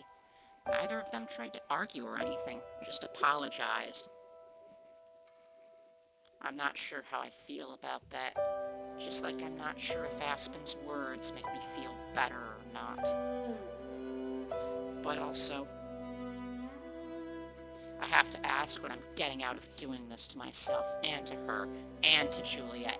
Sitting here silently, stewing in my emotions. What felt like burning rage last night now feels less explosive. I do wish they'd been more honest with me. They were both just trying to be nice. And it's not like I haven't done the things they were afraid of before, like run away. Well, that other Gumiho has white hair, and Jong-un didn't have white hair. Ah, fuck.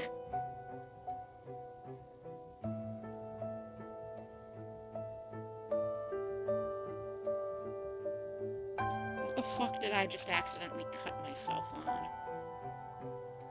Oh, wait, I know what happened here. Hang on, chat. I gotta get a band-aid.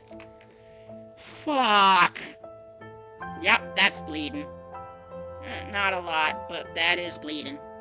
Give me a sec.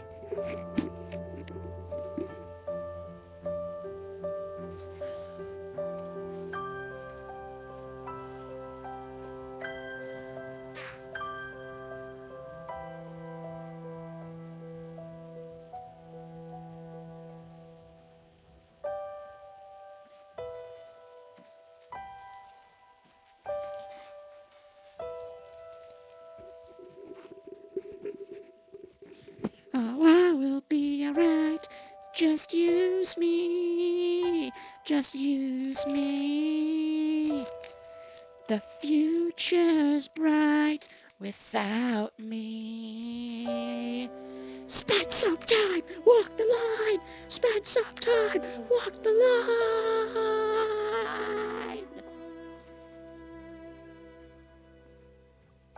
I do wish they'd been more honest with me.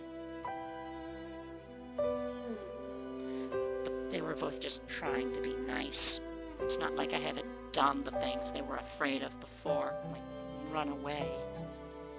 When that's the case, is it really okay to still be upset with them? Where is my splint for my wrist? Or my thumb? And why can't I find it? I've got an unbound healing thumb that is really sore right now, and I haven't been able to find the splint for it. Right now, seeing how sad it's also made Juliet and now Aspen doesn't make me feel better either. If nothing else, I should at least tell them how I feel, or try to. Closing my eyes for a beat, I make my first real decision since leaving for Cosette's grave with Juliet Are you yesterday. busy tonight? I want to talk with you and Juliet. Together. She startles at the sound of my voice. I guess she didn't expect me to say anything. I'll be there. else. Just tell me when. I don't know yet. I have to ask Juliet, but I'll have her let you know. Okay, that works for me. I stand up slowly, and Aspen does the same. I can tell from the way she's still fidgety and nervous, though, that something's bothering her. There's a tiny pop as she snaps the paper straw wrapper Can in you tell half. me one thing, though? Are you leaving? She's really worried about that, isn't she? I feel a bit more confident about one thing as I shake No. my head. I won't go anywhere. She doesn't want to forget me. Oh! Gee, I wonder where the game wants me to go. Gee, it's like really, really heavily telegraphing the botanical gardens here, huh?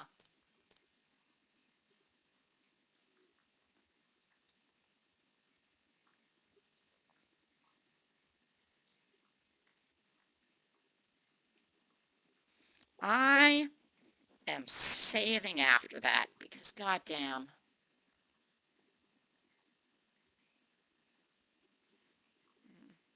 After getting back to the library, I made the same request to Juliet about being able to talk together.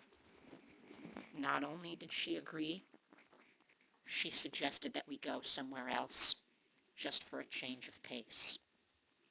We shared a quiet taxi ride up to the Botanic Garden, not far from Cosette's grave. Neither of us tried to talk, which suited me fine. I spent the whole ride trying to think about what I want to say. I imagine Juliet did the same thing. The taxi driver drops us off as close to the entrance as possible, tipping his hat in thanks as Juliet pays him before driving away, leaving the two of us mostly alone.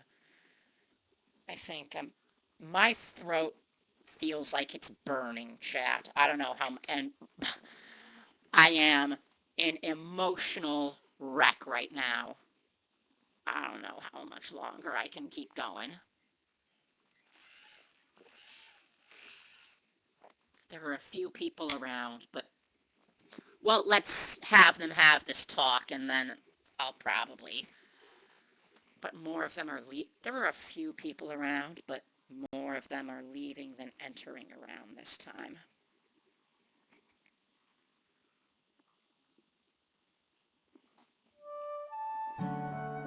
One of these people, a figure sitting on a bench reading, stands up and approaches us. When they step into the light, it turns out to be Aspen. It's certainly a new feeling to be the one waiting, instead of waited for. Hi, Aspen. Good evening, Aspen. I hope we didn't keep you waiting for long. No, not at all. Besides, I can hardly complain when it gives me an opportunity to catch up on some reading.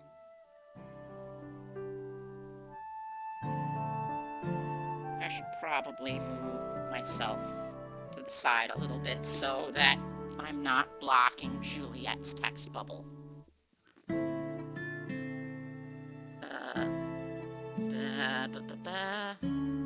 There we go. I kinda have to scrunch down here, chat. Sorry about that. Let's move the head pat redeem down here too, preemptively, because I have made that mistake before.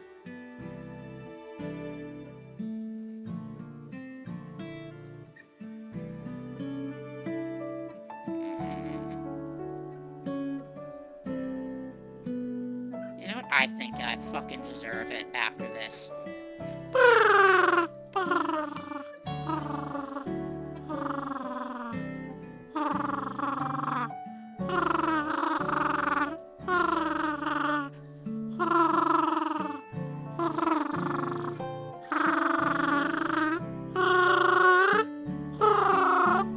I fucking needed that. I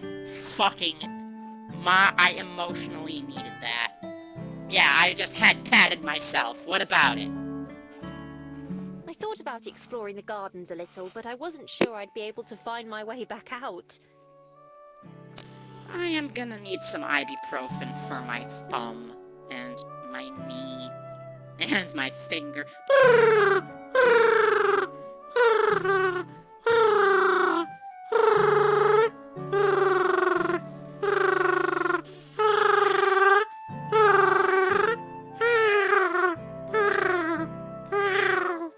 Thank you so much, LRB.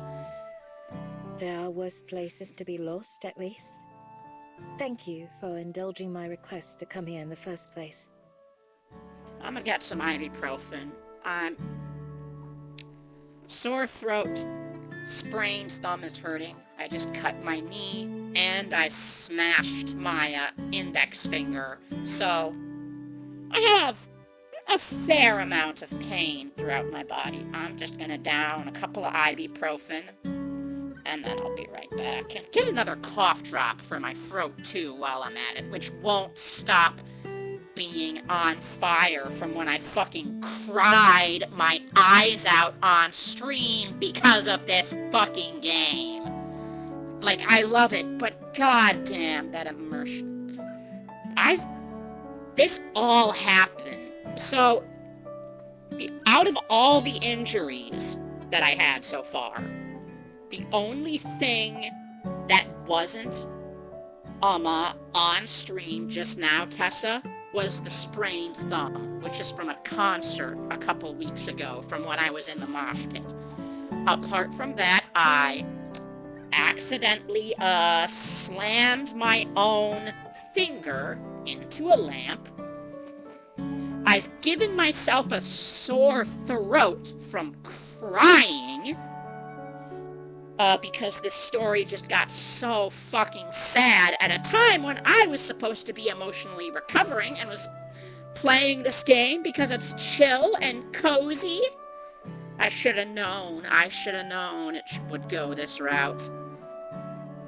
And also, I cut my knee open. And, yeah, just a little nick, but it still stings. So, yeah, I am just gonna grab a couple of ibuprofen and another cough drop for my throat. And after this stream, I'll probably make myself some nice hot soothing tea for my sore throat. God damn. Anyway, be right back.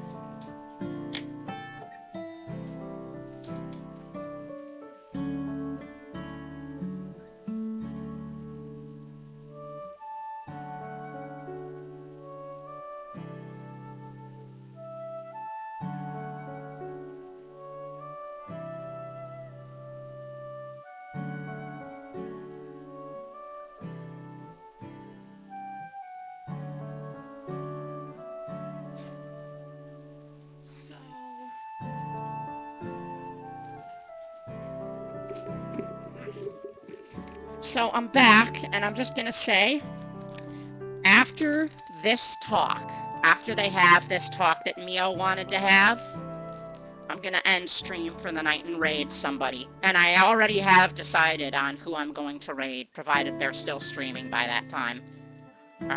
It was a good idea. Not to say the library's gotten boring, but We never really go anywhere else?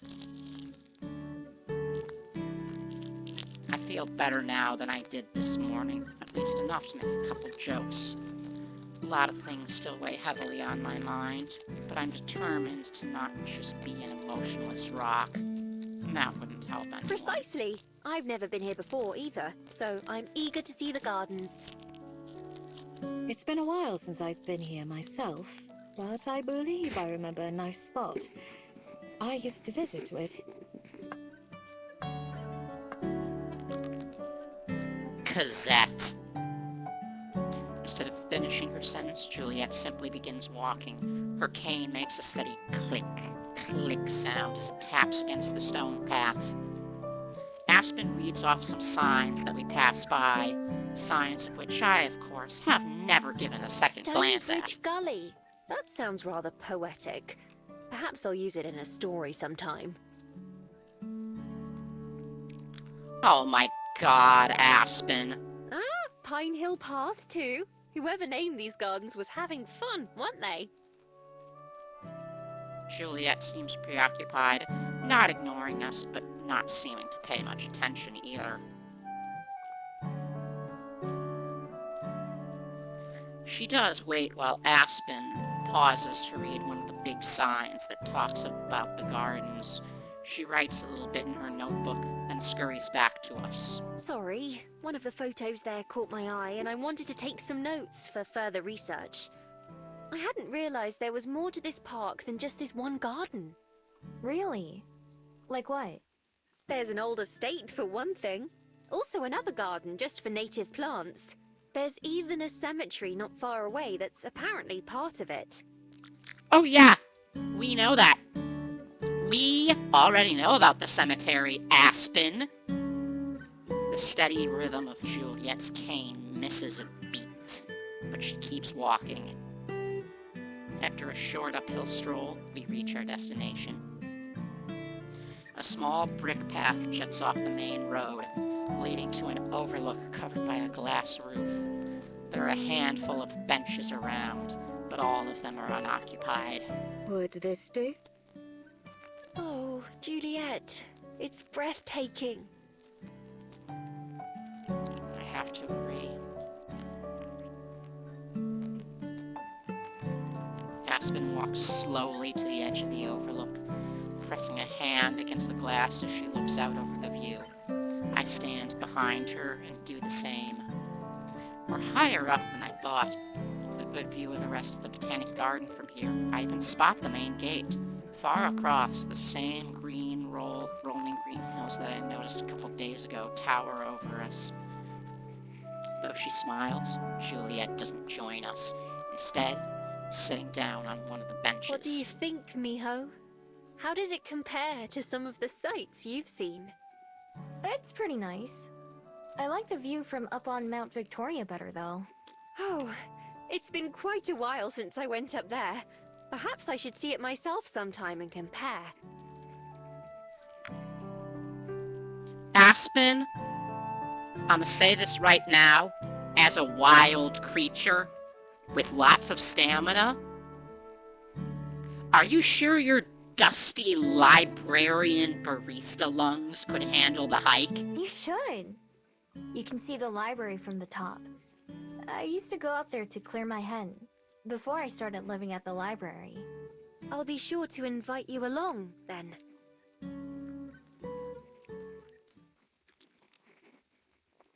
The music cut out. She lingers for just a moment more, gazing out at the darkening sky before taking a seat on the bench across from Juliet. Only I stay standing, pacing back and forth. Yo, she's just like me. I fucking stand and pace all the time. And whenever I do sit, I sit like a fucking gremlin with like my squatting, doing like a Slav squat in the chair, or like with my legs on the seat instead of on the floor, folded up underneath me. Despite the pleasant chatter just a moment ago, now that we're all here and settled, both Aspen and Juliet sit quietly but expectantly, waiting for me to speak first. Since I was the one who asked them to come here, it falls to me to start the conversation, but where to even begin? I've been thinking about that all day. I've decided that maybe I should just start at the beginning, the very beginning. I never told you anything about my person, right? About Changin. They both shake their heads. Taking a deep breath and clearing my throat, I close my eyes and cast myself back to the forest all those years ago. I was just a regular fox back then. I don't know how old I was. Foxes don't think like that. All we know about is eating snacks and lying in the sun. That was all I really did, all day long. No hobbies or jobs or responsibilities. Just existing. I knew what humans were in the same way I knew what leopards and bears were. Big and scary and something to avoid. It was rare to see one in the forest, but it happened. Most of the time, they were noisy enough that you could hear them coming from far away and hide. That was the first thing that was different about my person, Changin. I was taking a nap in one of my favorite spots, an old log that had fallen over. Changin came all the way over and sat down before they woke me up. And when they did, I panicked. I ran and hid as fast as I could.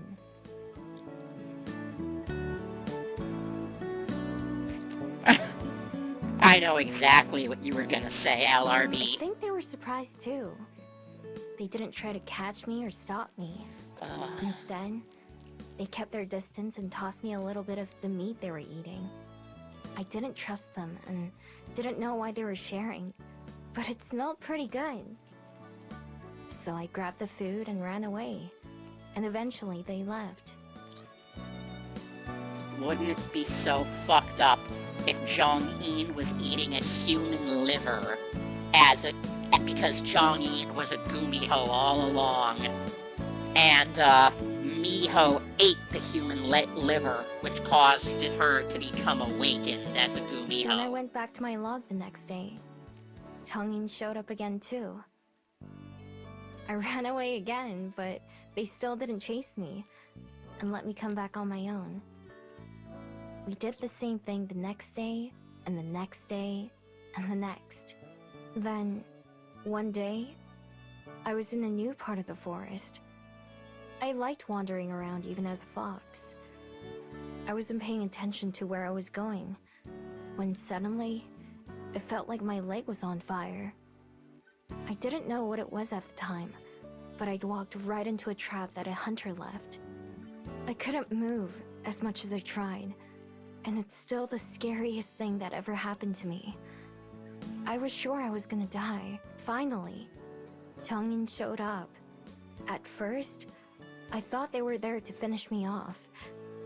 Instead, they were worried for me. They knelt down and got my foot out of the trap, and then wrapped it with a part of their shirt to stop it from bleeding. That was when I finally figured out they weren't going to hurt me. Exactly, LRB. You know, it is just nice to... It's a VTuber foul here to, like, not talk and just be quiet. But I gotta let my throat rest because god damn it. God damn it, chat. God fucking damn it. God fucking damn it. I mean, that was a pretty violent crying session I just had. I mean, you guys heard it. Or you heard part of it. I'm sure my microphone cut out a lot of it. My throat is so fucking sore after I kept that. going to the grove to see them, and they kept being there. I let them get close enough to touch me after that. Still, they didn't do it much. It was only to check on my leg and make sure it was healing okay. One day I went, and they were waiting like always, but they brought a lot more food than usual. And they gave it all to me, hardly eating anything themselves.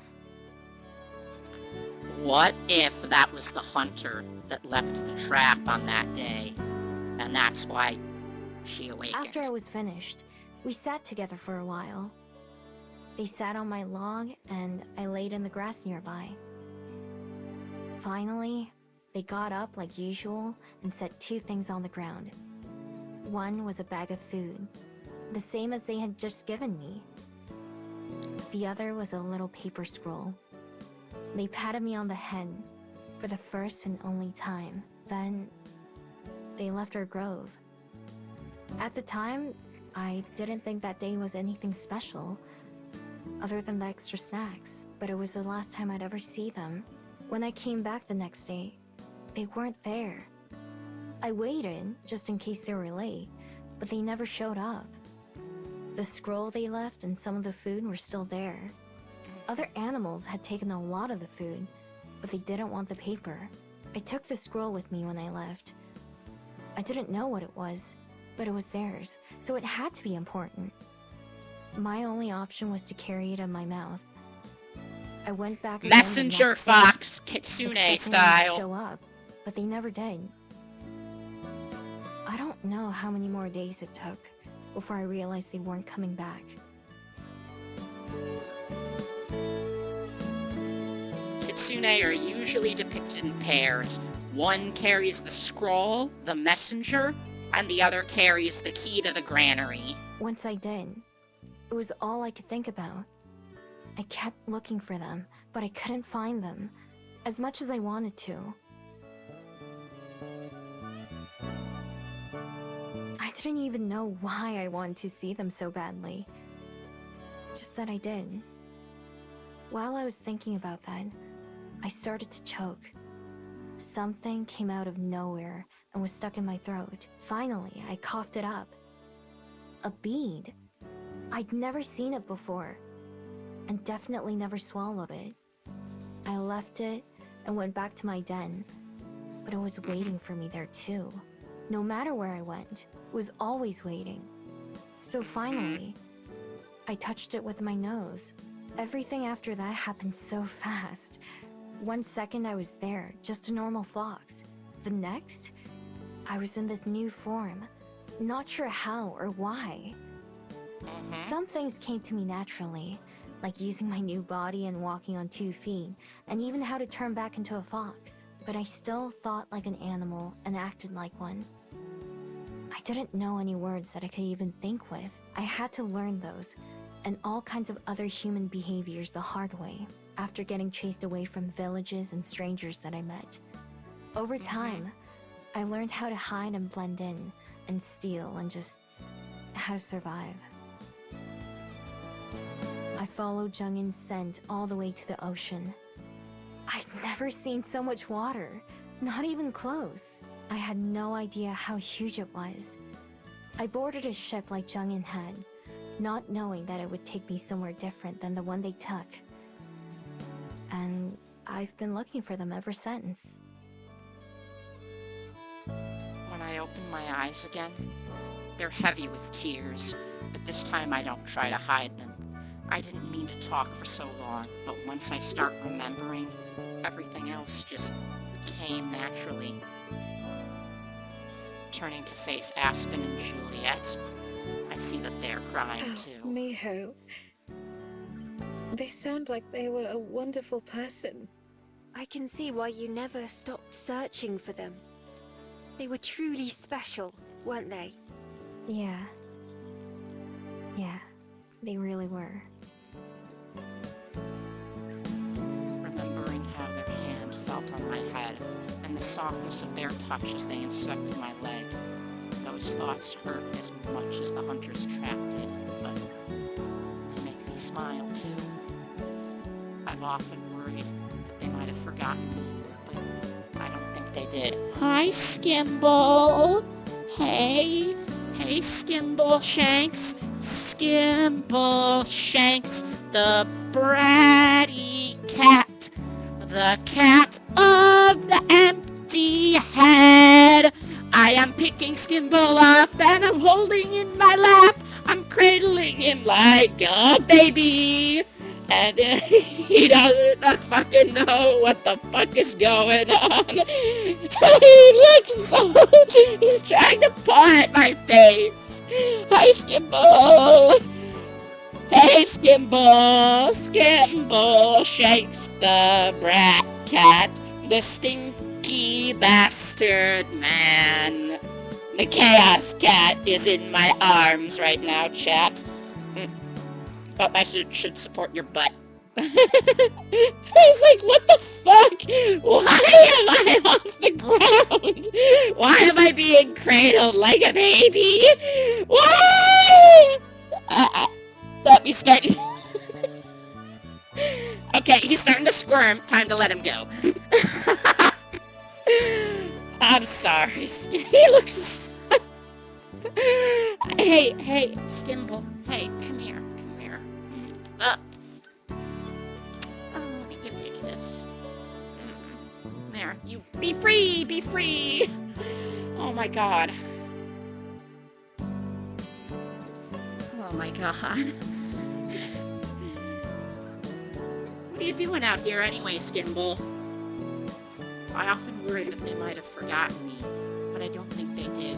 They only knew me as a fox before I had any magic, so... memories should have stayed intact. Yeah, thank you for putting up with my shit, Skimble. Those days were long, but they were special.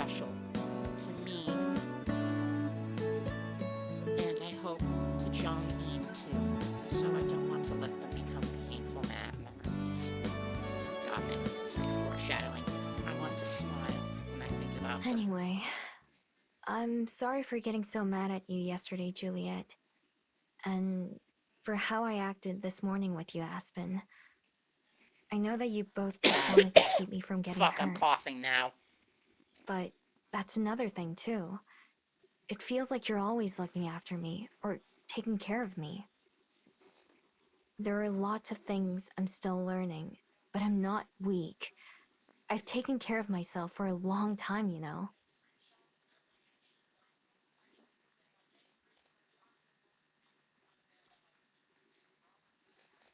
So, I don't want it to be like that anymore.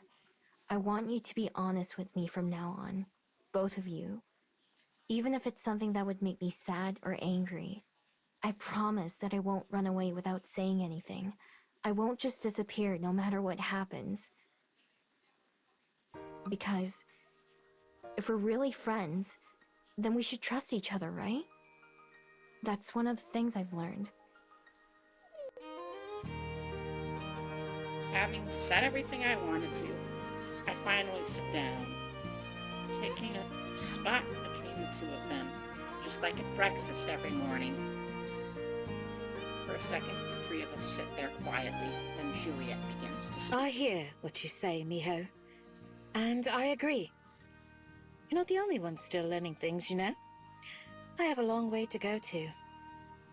For years, I felt it for the best to remain open, but guarded. If I maintained a comfortable distance, even from those I call my dearest friends, I'm just brushing then I would be off protecting my seat. myself. And my shirt. I got cat hair on it now.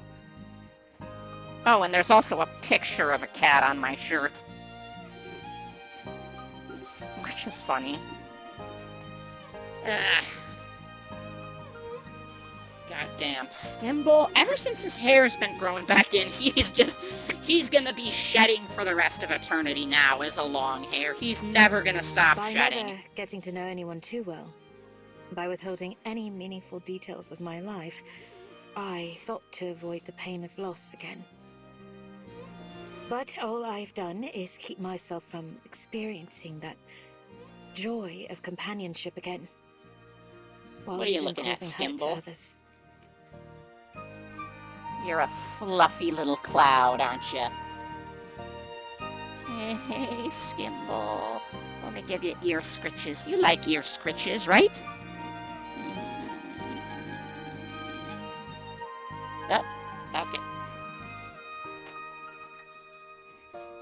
He's not as cuddly as Harrow is. I'm not too experienced when it comes to being honest to myself. Or perhaps only honest to a point. Like, Harrow will definitely, like, just lean into pets. But Skimbles just kind of rolls with it. If you try and pick Harrow up, Harrow is like, no, absolutely not. But if you pick Skimble up, he'll just be like, okay, this is happening. But you're right, Miho. That isn't how it should be. From here on out, I'll endeavor to be more open, more real, with both of you. For myself, and for you. Juliet looks in our direction, but in particular at Aspen right now. As such, Aspen, there's something that I'd like to tell you. You're about to find out about Cosette. She begins telling Aspen about Cosette. In much the same way she told me yesterday. I sit quietly and think about what she said. Hearing Juliet describe herself reminds me of me. In the end, we've both always been running away, haven't we? Despite how perfect and put together Juliet's always seemed, she's actually been struggling just as much. She was just better at hiding it than me. As Juliet recounts the vow she made in honor of Cosette, I see Aspen is listening with rapt attention, like when she gets really absorbed in one of her books. When Juliet finishes her story, Both of them have to wipe their eyes. Aspen rummages around in her bag and pulls out a small pack of tissues, offering one to Juliet before noisily blowing her nose and wiping away her eyes. Aspen, whatever you do, empty head boy rolls with it. Yep. Aspen, listen. Promise me something. Promise me something, Aspen. Whatever you do, please don't turn our lives with all our love and joy and pain and loss and hardships. Please don't turn our stories into a Yuri visual novel. Oh, God damn it.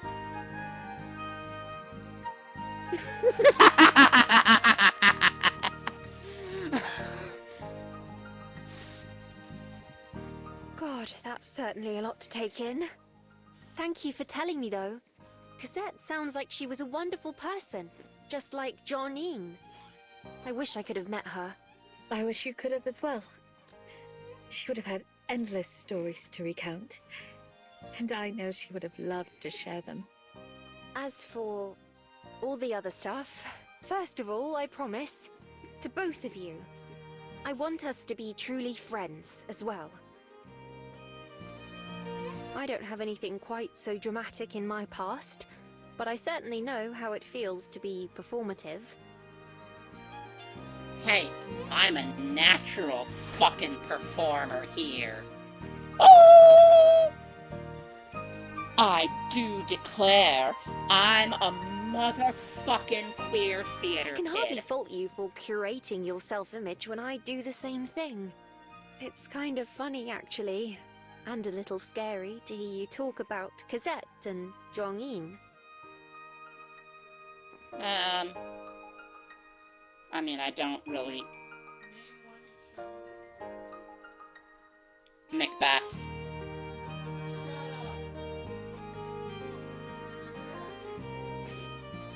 I was in Macbeth. Don't you dare, Lexi. Don't. Nose.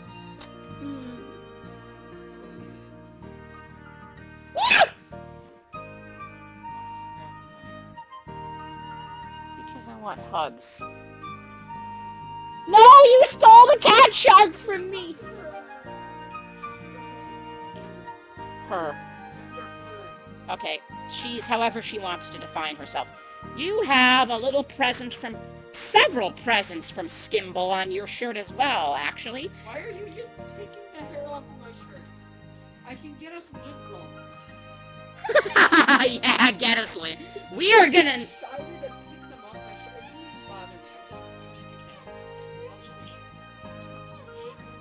Oh, I'm sorry. Yeah, Lexi got her blood drawn today. And a vaccination. Your undercut looks great, though. It's so fuzzy!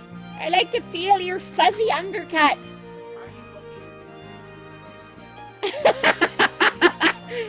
He's like, hey, Skimble, you have no right to look at us like we're the idiots. You're the biggest idiot here. Okay, Lexi's gone to give Because Skimble as attention. someone who will one day be past tense, I often wonder about how I'll be remembered when I'm gone. Just friends, Aspen. Certainly not the meat in the lesbian sandwich. Who said that? I thought Miho was the meat. She's in the middle here, after all. Fuck, I gotta move my head again. Alright, because I'm blocking Aspen's all-important urgent dialogue. I'm still, like, emotionally in turmoil from the direction the story took, but at least the tone has shifted a bit. Not that I expect okay, that to be game. anytime soon, but still, I hope that someone speaks of me just as fondly someday. I There will be more than enough time for me to worry about that in the future, though. Right now, I'm glad we had this conversation. That is a lot of Skimble hair. He is such a fluffy, hairy boy. By the way, he's not even at his max fluffiness yet.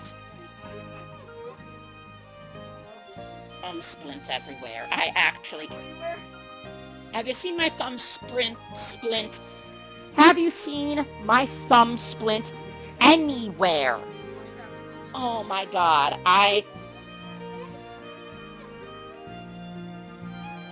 Wow, Lexi.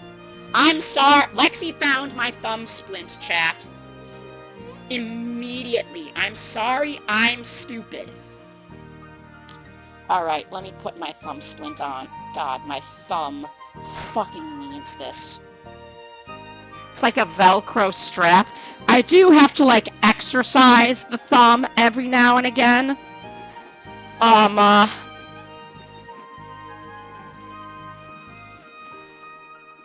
Because it's really bad to just leave the splint on all the time. Because otherwise, you don't want it to, like, lose range of motion or anything like that. But at the same time, you don't want it to hurt from... The puppy has retrieved the thumb splint. Good one, LRB. Oh, hey. Guess what was also on my thumb splint? Some Skimble hair. You know what? It's Velcro. I'm not even surprised. It was worth the near panic attack I had earlier, wondering what would be said tonight. Me too. I still have a lot to think about, and I'm still sad. But I don't want to be sad forever. I know it's not what they would have wanted for me either. But I do know that I'm lucky I met you two, and that you're my friends. I wanted to say like that.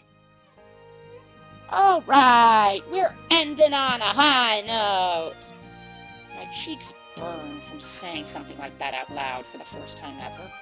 But I liked saying it, because it's true. Although I'd already made up my mind to stay, it's sitting here in the middle of the gardens that I know I made the right decision. For all the doubts I had, all the struggles, I'm thankful that it happened. And I can finally admit that to myself. Maybe it won't turn out the way I expected, but for once, I'm content with my life right now. Well said. And don't worry, Miho. We're not going anywhere. Even if it's not always perfect, it doesn't need to be. Just like Juliet. Oh, Miho, I'm glad too. The first time you stepped into the Bell House was one of the luckiest days of my life.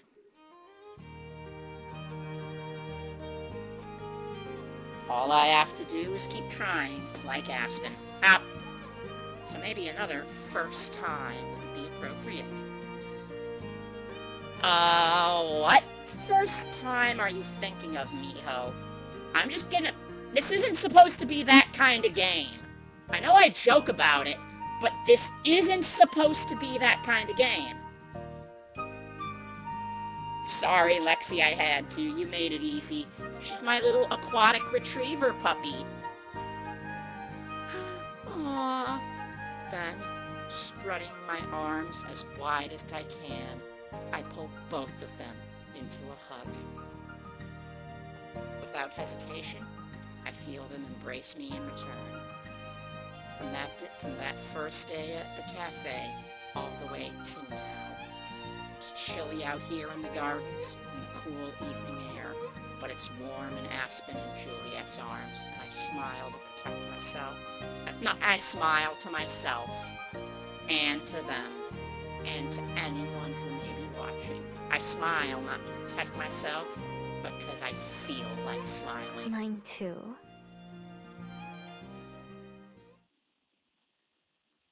Alright, that feels like a good place to stop.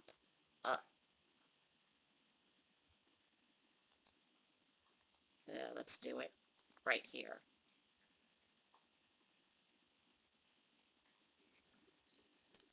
And we're going to go to the title, and we're going to find someone to raid. Time 'Cause to take I'm a not break. Yeah, because I am not feeling so great.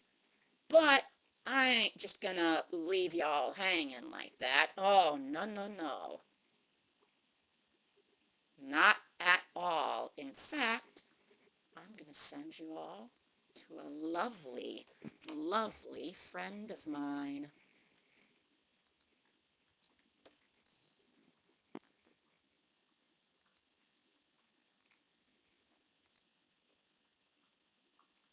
So,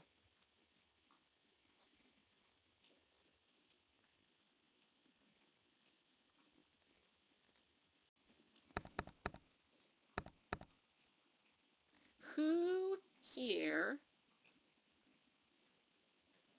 knows a Gumby Chew? Friend of mine, they drew Lexi's model. I am gonna send y'all to raid Gumby Chew. Alright, everybody, this is where I will leave you all for the night. I'm gonna make myself some tea, soothe my poor throat. I'm gonna snuggle up with Lexi in bed. But I want you all to remember, as always, be gay, do crime, and I'll see you all next time.